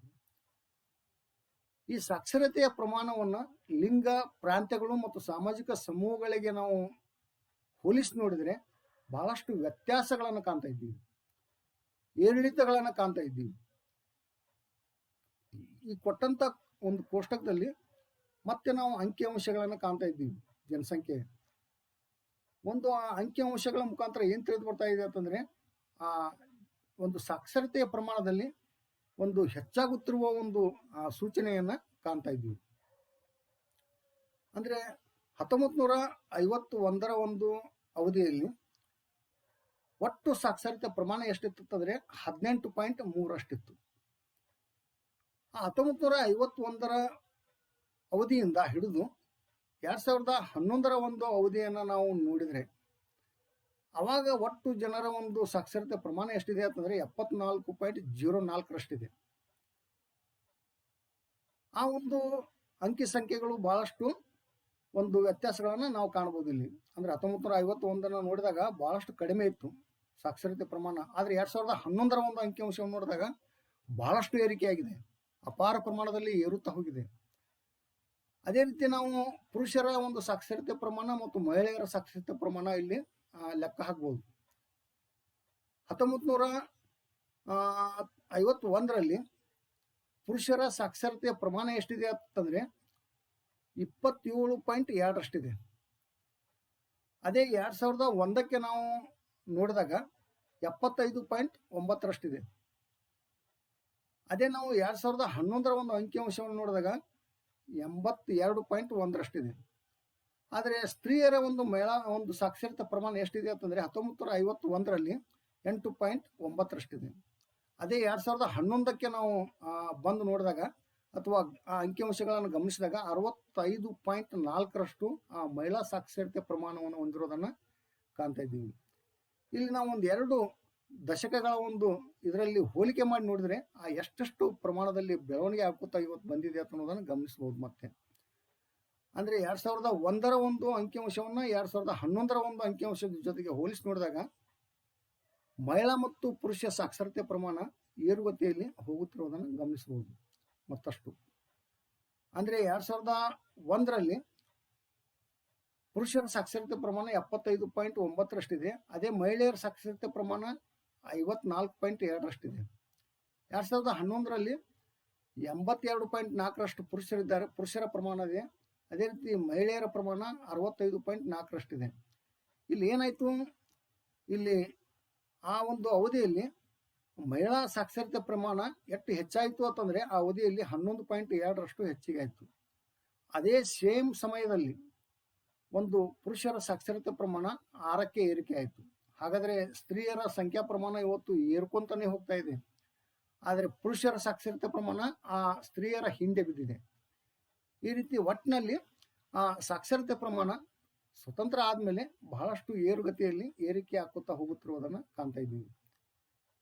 ಈ ಒಂದು ಸಾಕ್ಷರತೆಯ ಪ್ರಮಾಣವನ್ನು ಮತ್ತೆ ನಾವು ಸಾಮಾಜಿಕ ಸಮೂಹಗಳಿಗೆ ಹೋಲಿಸಿ ನೋಡಬಹುದು ಸಂಬಂಧಪಟ್ಟಂತೆ. ಉದಾಹರಣೆಗಾಗಿ ಒಂದು ಪರಿಶಿಷ್ಟ ಜಾತಿ, ಪರಿಶಿಷ್ಟ ಪಂಗಡ, ಹಿಂದುಳಿದ ವರ್ಗಗಳ ಒಂದು ಸಮೂಹದವರಲ್ಲಿ ಈ ಸಾಕ್ಷರತೆ ಪ್ರಮಾಣ ಅತ್ಯಂತ ಕಡಿಮೆ ಇರೋದನ್ನು ಕಾಣ್ತಾ ಇದ್ದೀವಿ. ಅದೇ ರೀತಿ ಒಂದು ಪ್ರಾಂತ್ಯಗಳಿಗೆ ಹೋಲಿಸಿ ನಾವು ನೋಡಿದರೆ ಅಲ್ಲಿ ಕೂಡ ವ್ಯತ್ಯಾಸಗಳು ಕಾಣ್ತಾ ಇದ್ದೇವೆ ಸಾಕ್ಷರತೆಯ ಒಂದು ಪ್ರಮಾಣದಲ್ಲಿ. ಹಾಗಾದರೆ ಕೇರಳ ಭಾರತೀಯ ಎಲ್ಲ ರಾಜ್ಯಗಳಲ್ಲಿ ಅತ್ಯಂತ ಹೆಚ್ಚಿನ ಸಾಕ್ಷರತೆಯ ಪ್ರಮಾಣವನ್ನು ಹೊಂದಿರತಕ್ಕಂಥ ರಾಜ್ಯವಾಗಿ ಹೊರಹೊಮ್ಮಿದೆ. ಅದೇ ರೀತಿ ಬಿಹಾರ ಅಂತಕ್ಕಂಥ ರಾಜ್ಯವು ಎಲ್ಲ ರಾಜ್ಯಗಳಲ್ಲಿ ಅತ್ಯಂತ ಕಡಿಮೆ ಪ್ರಮಾಣದ ಸಾಕ್ಷರತೆ ಪ್ರಮಾಣವನ್ನು ಹೊಂದಿರತಕ್ಕಂಥ ರಾಜ್ಯವಾಗಿ ಹೊರಹೊಮ್ಮಿರ್ತಕ್ಕಂಥದ್ದು. ಈ ರೀತಿ ಭಾರತೀಯ ಜನಸಮೂಹದಲ್ಲಿ ಹೆಚ್ಚುತ್ತಿರುವ ಸಾಕ್ಷರತೆಯ ಪ್ರಮಾಣ ಇದು ಭಾರತದ ಜನಸಂಖ್ಯಾ ಚಿತ್ರಣದ ಮತ್ತೊಂದು ಪ್ರಮುಖವಾಗಿರ್ತಕ್ಕಂಥ ಲಕ್ಷಣವಾಗಿದೆ ಅಂತ ಹೇಳ್ಬೋದು. ದೆನ್ ಕೊನೆಯ ಲಕ್ಷಣ ಯಾವುದಾಗಿದೆ ಅಂತಂದರೆ ಹೆಚ್ಚುತ್ತಿರುವ ಗ್ರಾಮೀಣ ಮತ್ತು ನಗರ ವ್ಯತ್ಯಾಸಗಳಾಗಿದ್ದಾವೆ. ಭಾರತದ ಜನಸಂಖ್ಯಾ ಚಿತ್ರಣದ ಕೊನೆಯ ಮತ್ತು ಪ್ರಮುಖ ಲಕ್ಷಣ ಏನಾಗಿದೆ ಅಂತಂದರೆ ಗ್ರಾಮೀಣ ನಗರ ವ್ಯತ್ಯಾಸಗಳು ಹೆಚ್ಚಾಗ್ತಾ ಇದ್ದಾವೆ. ಹಾಗಾದರೆ ಇದಕ್ಕೆ ಸಂಬಂಧಪಟ್ಟಾಗೆ ನಾವು ನೋಡೋದಾದರೆ ಭಾರತೀಯ ಸಮಾಜವನ್ನು ನಾವು ಏನಂತ ಪರಿಗಣಿಸ್ತಾ ಇದ್ದೀವಿ ಅಂತಂದರೆ ಗ್ರಾಮಗಳ ರಾಷ್ಟ್ರ ಅಂತ ಪರಿಗಣಿಸಲಾಗ್ತಾ ಇದೆ. ಅಂದರೆ ಯಾಕಂತಂದರೆ ಈ ಭಾರತವು ಸುಮಾರು ಹಳ್ಳಿಗಳನ್ನು ಹೊಂದಿದೆ. ಹಾಗಾದರೆ ಎಷ್ಟು ಹಳ್ಳಿಗಳಂತಂದರೆ ಸುಮಾರು 6 ಪಾಯಿಂಟ್ ಮೇಲೆ ಅಂದರೆ 6 ಲಕ್ಷ ಪಾಯಿಂಟ್ ಮೇಲೆ ಒಂದು ಗ್ರಾಮಗಳನ್ನು ಹೊಂದಿರೋದ್ರಿಂದ ಭಾರತವನ್ನು ಗ್ರಾಮಗಳ ನಾಡು, ಹಳ್ಳಿಗಳ ನಾಡು ಅಂತ ಅದು ಸಾಮಾನ್ಯವಾಗಿ ಕರೆಸಿಕೊಳ್ತಾ ಇದೆ. ಹಾಗಾದರೆ ಹಿಂದಿನಿಂದಲೂ ಕೂಡ ಇವತ್ತಿನವರೆಗೂ ಗ್ರಾಮಗಳಲ್ಲಿ ಹೆಚ್ಚಿನ ಪ್ರಮಾಣದ ಜನರು ವಾಸಿಸುವುದನ್ನು ನಾವು ಗಮನಿಸಬಹುದು. ಹಾಗಾದರೆ ಇವತ್ತಿನ ದಿನ ಸ್ವಲ್ಪ ಮಟ್ಟಿಗೆ ಬದಲಾವಣೆ ಆಗ್ತಾ ಇದೆ. ಹಳ್ಳಿಯಿಂದ ನಗರಗಳ ಕಡೆಗೆ ಜನ ವಲಸೆ ಹೋಗ್ತಾ ಇದ್ದಾರೆ. ಅಪಾರ ಪ್ರಮಾಣದಲ್ಲೆಲ್ಲ ಸ್ವಲ್ಪ ಪ್ರಮಾಣದಲ್ಲಿ ಹಳ್ಳಿಯಿಂದ ನಗರಗಳ ಕಡೆಗೆ ವಲಸೆ ಹೋಗುವುದನ್ನು ನಾವು ಕಾಣಬಹುದು. ಹಾಗಾದ್ರೆ ಆ ನಗರಗಳಲ್ಲಿ ಇರ್ತಕ್ಕಂಥ ಸೌಲಭ್ಯಗಳು ಏನ್ ಮಾಡ್ತಾ ಇದ್ದಾವೆ ಅಂತಂದ್ರೆ ಹಳ್ಳಿಗಳ ಜನರನ್ನ ಕೈ ಬೀಸಿ ಕರಿತಾ ಇದ್ದಾವೆ. ಅಂದ್ರೆ ಇವರನ್ನ ಆಕರ್ಷಣೆ ಮಾಡ್ತಾ ಇದ್ದಾವೆ, ಆಕರ್ಷಣೆಗೆ ಒಳಪಡಿಸ್ತಾ ಇದ್ದಾವೆ ಇವ್ರನ್ನ. ಹಾಗಾಗಿ ಇವರು ಏನ್ ಮಾಡ್ತಾ ಇದ್ದಾರೆ ಅಂತಂದ್ರೆ ಬೇರೆ ಬೇರೆ ಉದ್ದೇಶಗಳಿಗಾಗಿ ಒಂದು ನಗರಗಳ ಕಡೆಗೆ ವಲಸೆ ಹೋಗುವುದನ್ನ ನಾವು ಕಾಣ್ತಾ ಇದ್ದೀವಿ. ಈ ಒಂದು ಅಂಕಿಅಂಶಗಳನ್ನ ನಾವು ಗಮನಿಸಿದ್ರೆ ಮತ್ತೆ ಇಲ್ಲಿ 1951ರಲ್ಲಿ ಗ್ರಾಮೀಣ ಜನರು ಎಷ್ಟಿದ್ರಂತಂದ್ರೆ 82.7% ಗ್ರಾಮೀಣ ಜನರಿದ್ರು. ಅಂದ್ರೆ ಗ್ರಾಮಗಳಲ್ಲಿ ಇಷ್ಟು ಪ್ರಮಾಣದ ಜನರು ವಾಸಿಸ್ತಾ ಇದ್ರು. ಅದೇ ನಗರ ಪ್ರದೇಶದ ಜನ ಎಷ್ಟಿದ್ರಂತಂದ್ರೆ 17.3% ನಗರಗಳಲ್ಲಿ ನೆಲೆ ನಿಂತಿದ್ರು. ಅದೇ ನಾವು 2001ರ ಅಂಕಿಅಂಶವನ್ನ ನೋಡಿದ್ರೆ ಗ್ರಾಮೀಣ ಜನರು 72.2% ಆದರು, ನಗರದ ಜನರು 27.8% ಆದರು. ಮುಂದೆ 2011ರ ಒಂದು ಜನಗಣತಿಯ ಅಂಕಿಅಂಶವನ್ನ ನಾವು ಗಮನಿಸಿದಾಗ 68.8% ಗ್ರಾಮೀಣ ಜನಸಂಖ್ಯೆ ಆಯಿತು. ಅಂದ್ರೆ ಗ್ರಾಮದಲ್ಲಿ ವಾಸಿಸ್ತಕ್ಕಂಥ ಜನರು ಎಷ್ಟಿದ್ದಾರೆ ಅಂತಂದ್ರೆ 2011ರ ಅಂಕಿಅಂಶಗಳ ಪ್ರಕಾರ 68.8% ಆದರು. ಆದ್ರೆ ನಗರಗಳಲ್ಲಿ ವಾಸಿಸ್ತಕ್ಕಂಥ ಜನರು 31.2ಕ್ಕೆ ಏರಿದ್ರು ಮತ್ತೆ. ಹಾಗಾದ್ರೆ ಈ ಗ್ರಾಮೀಣ ಒಂದು ಪ್ರದೇಶದಲ್ಲಿ ವಾಸಿಸ್ತಕ್ಕಂಥ ಜನರು ದಶಕದಿಂದ ದಶಕಕ್ಕೆ ಅಲ್ಪ ಪ್ರಮಾಣದಲ್ಲಿ ಇಳಿಕೆ ಆಗುತ್ತಿರುವುದನ್ನು ನಾವು ಗಮನಿಸ್ತಾ ಇದ್ವಿ ಈ ಅಂಕಿಅಂಶಗಳ ಮುಖಾಂತರ. ಅದೇ ರೀತಿ ನಗರದ ಒಂದು ಜನಸಂಖ್ಯೆ ಸ್ವಲ್ಪ ಪ್ರಮಾಣದಲ್ಲಿ ಏರಿಕೆ ಆಗುತ್ತಾ ಹೋಗುವುದನ್ನ ನಾವು ಇಲ್ಲಿ ಗಮನಿಸಬಹುದು. ಹಾಗಾದ್ರೆ 1951ರಿಂದ ಹಿಡ್ಕೊಂಡು 2011ರವರೆಗೆ ಒಂದು ಗ್ರಾಮದಲ್ಲಿ ಇರ್ತಕ್ಕಂಥ ಜನ ಅಲ್ಪ ಪ್ರಮಾಣದಲ್ಲಿ ಇಳಿಕೆ ಆಗುತ್ತಾ ಹೋಗಿದೆ. ಅದೇ ನಾವು ನಗರ ಪ್ರದೇಶದ ಜನ ಒಂದು 7-8 ದಶಕದ ಒಂದು ಅವಧಿಯಲ್ಲಿ ದುಪ್ಪಟ್ಟು ಜನ ಆ ನಗರ ಪ್ರದೇಶದಲ್ಲಿ ಆಗಿದ್ದಾರೆ ಅಂತ ಅನ್ನೋದನ್ನ ನಾವು ಕಾಣ್ತಾ ಇದ್ದೀವಿ. ಈ ರೀತಿ ಹೆಚ್ಚಾಗುತ್ತಿರುವ ಗ್ರಾಮೀಣ ಮತ್ತು ನಗರ ವ್ಯತ್ಯಾಸಗಳು ಅಂತ ಅನ್ನೋದನ್ನ ನಾವು ಗಮನಿಸಬಹುದು ಈ ಅಂಕಿಅಂಶಗಳ ಮುಖಾಂತರ. ಇಲ್ಲಿ ಮತ್ತೆ ಪ್ರಮುಖವಾದಂತ ಕಾರಣ ಏನಂತಂದ್ರೆ ಗ್ರಾಮದಲ್ಲಿ ಇರ್ತಕ್ಕಂಥ ಜನರು ನಗರ ಕಡೆಗಳಿಗೆ ಹೋಗ್ಲಿಕ್ಕೆ ಇಲ್ಲಿ ಗ್ರಾಮದಲ್ಲಿ ಇರ್ತಕ್ಕಂಥ ಕೃಷಿ ವ್ಯವಸ್ಥೆಯಲ್ಲಿ ಒಂದು ಇಳಿಕೆ ಆಗುತ್ತಾ ಹೋಗುತ್ತಿರುವುದನ್ನ ಅದು ಕೂಡ ಒಂದು ಕಾರಣವಾಗಿದೆ. ಅದೇ ರೀತಿ ಕೈಗಾರಿಕಾ ಒಂದು ಕ್ರಾಂತಿಯೂ ಕೂಡ ಈ ಒಂದು ನಗರೀಕರಣಕ್ಕೆ ಕಾರಣವಾಗಿದೆ ಅಂತ ಅನ್ಸಿದ್ದೇವೆ. ಅಂದ್ರೆ ನಗರಗಳ ಕಡೆಗೆ ಗ್ರಾಮೀಣ ಜನತೆ ಹೋಗುವುದನ್ನ ಇಲ್ಲಿ ನಾವು ಗಮನಿಸಬಹುದು. ಹೀಗೆ ಹೆಚ್ಚುತ್ತಿರುವ ಗ್ರಾಮೀಣ ಮತ್ತು ನಗರ ವ್ಯತ್ಯಾಸಗಳು ಇದು ಭಾರತದ ಜನಸಂಖ್ಯಾ ಚಿತ್ರಣದ ಕೊನೆಯ ಮತ್ತು ಪ್ರಮುಖವಾಗಿರ್ತಕ್ಕಂಥ ಲಕ್ಷಣವಾಗಿದೆ ಅಂತ ಹೇಳ್ಬೋದು. ವಿದ್ಯಾರ್ಥಿಗಳಿಗೆ ಇಲ್ಲಿಯವರೆಗೆ ನಾವು ಈ ಜನಸಂಖ್ಯಾ ಶಾಸ್ತ್ರಕ್ಕೆ ಸಂಬಂಧಪಟ್ಟ ಹಾಗೆ ಸುಮಾರು ಅಂಶಗಳನ್ನು ತಿಳಿದುಕೊಂಡಿದ್ದೀವಿ.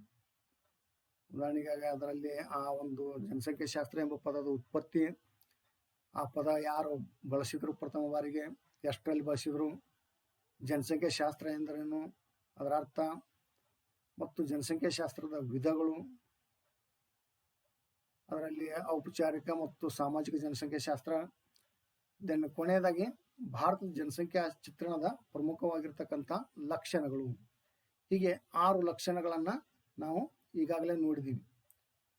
ಉದಾಹರಣೆಗೆ 1ನೇದ್ದು ಭಾರತೀಯ ಜನಸಮೂಹದ ಗಾತ್ರ ಮತ್ತು ಬೆಳವಣಿಗೆ, 2ನೇದು ಜನನ ಮತ್ತು ಮರಣ ಪ್ರಮಾಣ, 3ನೇದು ಒಂದು ಭಾರತದ ಜನಸಮೂಹದ ವಯೋರಚನೆ, ಅದೇ ರೀತಿ 4ನೇದು ಭಾರತದಲ್ಲಿ ಕುಸಿಯುತ್ತಿರುವ ಲಿಂಗಾನುಪಾತ, 5ನೇದಾಗಿ ಭಾರತದಲ್ಲಿ ಹೆಚ್ಚಾಗುತ್ತಿರುವ ಸಾಕ್ಷರತೆ ಪ್ರಮಾಣ, ಇದನ್ನು ಕೊನೆಯದಾಗಿ ಒಂದು ಹೆಚ್ಚಾಗುತ್ತಿರುವ ಗ್ರಾಮೀಣ ಮತ್ತು ನಗರ ವ್ಯತ್ಯಾಸಗಳು. ಹೀಗೆ ಸುಮಾರು ಅಂಶಗಳನ್ನು ನೋಡಿದ್ದೀವಿ, ಅಧ್ಯಯನ ಮಾಡಿದ್ದೀವಿ. ಇದರಲ್ಲಿ ಪರೀಕ್ಷಾ ದೃಷ್ಟಿಯಿಂದ ಈ ಅಂಶಕ್ಕೆ ಸಂಬಂಧಪಟ್ಟಾಗೆ ಬಹಳಷ್ಟು ಪ್ರಶ್ನೆಗಳು ಉದ್ಭವಿಸ್ತಾ ಇದ್ದವು. ಒಂದೊಂದ್ಸಲ ಈ 6 ಲಕ್ಷಣಗಳನ್ನು 10 ಅಂಕಗಳಿಗೆ ಕೇಳಿರ್ತಕ್ಕಂಥ ಒಂದು ಸಂದರ್ಭಗಳು ಉಂಟು. ಅದೇ ರೀತಿ 5 ಮಾರ್ಕ್ಸಿಗೂ ಕೂಡ ಈ ಒಂದು ಪ್ರಶ್ನೆಯನ್ನು ಕೇಳಿದ್ದಾರೆ. 1 ಮಾರ್ಕ್ಸಿಗಂತೂ ಒಂದು ಪ್ರತಿ ವರ್ಷನೂ ಕೂಡ ಇದ್ದೇ ಇರ್ತಾ ಇದ್ದವು, ಇಲ್ಲ ಅಂತನಂಗಿಲ್ಲ. ಒಂದು ಯಾವುದಾದ್ರೂ ಒಂದು ಪ್ರಶ್ನೆ ಇರ್ತಾ ಇದೆ 1 ಅಂಕಕ್ಕೆ. ಜನಸಂಖ್ಯಾ ಶಾಸ್ತ್ರದ ಒಂದು ಪ್ರಕಾರಗಳಲ್ಲಿ ಒಂದನ್ನು ತಿಳಿಸ್ರಿ ಅಂತ ಅನ್ಸಿಂದ ಯಾವ್ದಾದ್ರು ಒಂದು ಕೇಳ್ಬೋದು, ಅಥವಾ ಜನಸಂಖ್ಯಾ ವಿಭಜಕ ವರ್ಷ ಯಾವುದು ಅಂತ ಅನ್ಸಿಂದ ಕೇಳ್ಬೋದು, ಅಥವಾ ಜನಸಂಖ್ಯಾ ಶಾಸ್ತ್ರದ ಪದದ ಉತ್ಪತ್ತಿ ಏನ ತಿಳಿಸ್ರಿ ಅಂತ ಅನ್ಸಿದ್ ಕೇಳ್ಬೋದು, ಅಥವಾ ಆ ಪದವನ್ನು ಯಾರು ಪರಿಚಯಿಸಿದ್ರು ಅಂತ ಅನ್ಸಿದ್ ಕೇಳ್ಬೋದು, ಅಥವಾ ಎಷ್ಟರಲ್ಲಿ ಪರಿಚಯಿಸಿದ್ರು ಅಂತ ಅನ್ಸಿದ್ ಕೇಳ್ಬೋದು. ಅದೇ ರೀತಿ ಒಂದು ಅಂಕಿ ಸಂಖ್ಯೆಗಳಿಗೆ ಸಂಬಂಧಪಟ್ಟಾಗೆ ಪ್ರಮುಖವಾಗಿರ್ತಕ್ಕಂಥ ಪ್ರಶ್ನೆ, ಭಾರತದ 2011ರ ಜನಗಣತಿಯ ಪ್ರಕಾರ ಭಾರತದ ಲಿಂಗಾನುಪಾತವನ್ನ ಹೆಸರು ತಿಳಿಸ್ರಿ ಅಂತ ಕೇಳ್ಬೋದು. ಅದೇ ರೀತಿ ಒಂದು ಅತ್ಯಂತ ಕಡಿಮೆ ಮಕ್ಕಳ ಲಿಂಗಾನುಪಾತ ಹೊಂದಿರತಕ್ಕಂಥ ರಾಜ್ಯ ಯಾವುದು ಅಂತ ಕೇಳ್ಬೋದು. ಹೀಗೆ ಸುಮಾರು ಪ್ರಶ್ನೆಗಳು 1 ಅಂಕಗಳಿಗೂ ಕೂಡ ಉದ್ಭವಿಸ್ತಾ ಇದ್ದಾವೆ, 2 ಅಂಕಗಳಿಗೂ ಕೂಡ ಉದ್ಭವಿಸ್ತಾ ಇದ್ದಾವೆ. ಒಂದೊಂದ್ಸಲ ಭಾರತದ ಜನಸಂಖ್ಯಾ ಚಿತ್ರಣದ ಯಾವುದಾದ್ರೂ 2 ಲಕ್ಷಣಗಳನ್ನ ಹೆಸರಿಸ್ರಿ ಅಂತ ಕೇಳ್ಬೋದು. 6ರಲ್ಲಿ ಯಾವುದಾದ್ರೂ 2 ಹೆಸರಿಸಬೇಕು. ಈ ರೀತಿ ವಿದ್ಯಾರ್ಥಿಗಳೇ ಸಾಕಷ್ಟು ಪರೀಕ್ಷಾ ದೃಷ್ಟಿಯಿಂದ ಈ ಪ್ರಶ್ನೆಗಳು ಈ ಒಂದು ಅಂಶದಲ್ಲಿ ಉದ್ಭವಿಸ್ತಾ ಇದ್ದಾವೆ. ಇಲ್ಲಿವರೆಗೆ ಸುಮಾರು ಅಂಶಗಳನ್ನು ನಾವು ಈ ಜನಸಂಖ್ಯಾ ಶಾಸ್ತ್ರಕ್ಕೆ ಸಂಬಂಧಪಟ್ಟಾಗಿ ತಿಳಿದುಕೊಂಡಿದ್ದೀವಿ. ಮುಂದಿನ ಒಂದು ಅವಧಿಯಲ್ಲಿ ಮತ್ತೆ ಜನಸಂಖ್ಯಾ ಒಂದು ನೀತಿ ಅಂತಕ್ಕಂಥದನ್ನು ಮುಂದಿನ ಅವಧಿಯಲ್ಲಿ ನೋಡೋಣ. ಇಲ್ಲಿವರೆಗೆ ಈ ಒಂದು ಜನಸಂಖ್ಯಾ ಶಾಸ್ತ್ರದ ಅಂಶಗಳನ್ನು ತಿಳ್ಕೊಂಡಿದ್ದೀವಿ. Thank you very much.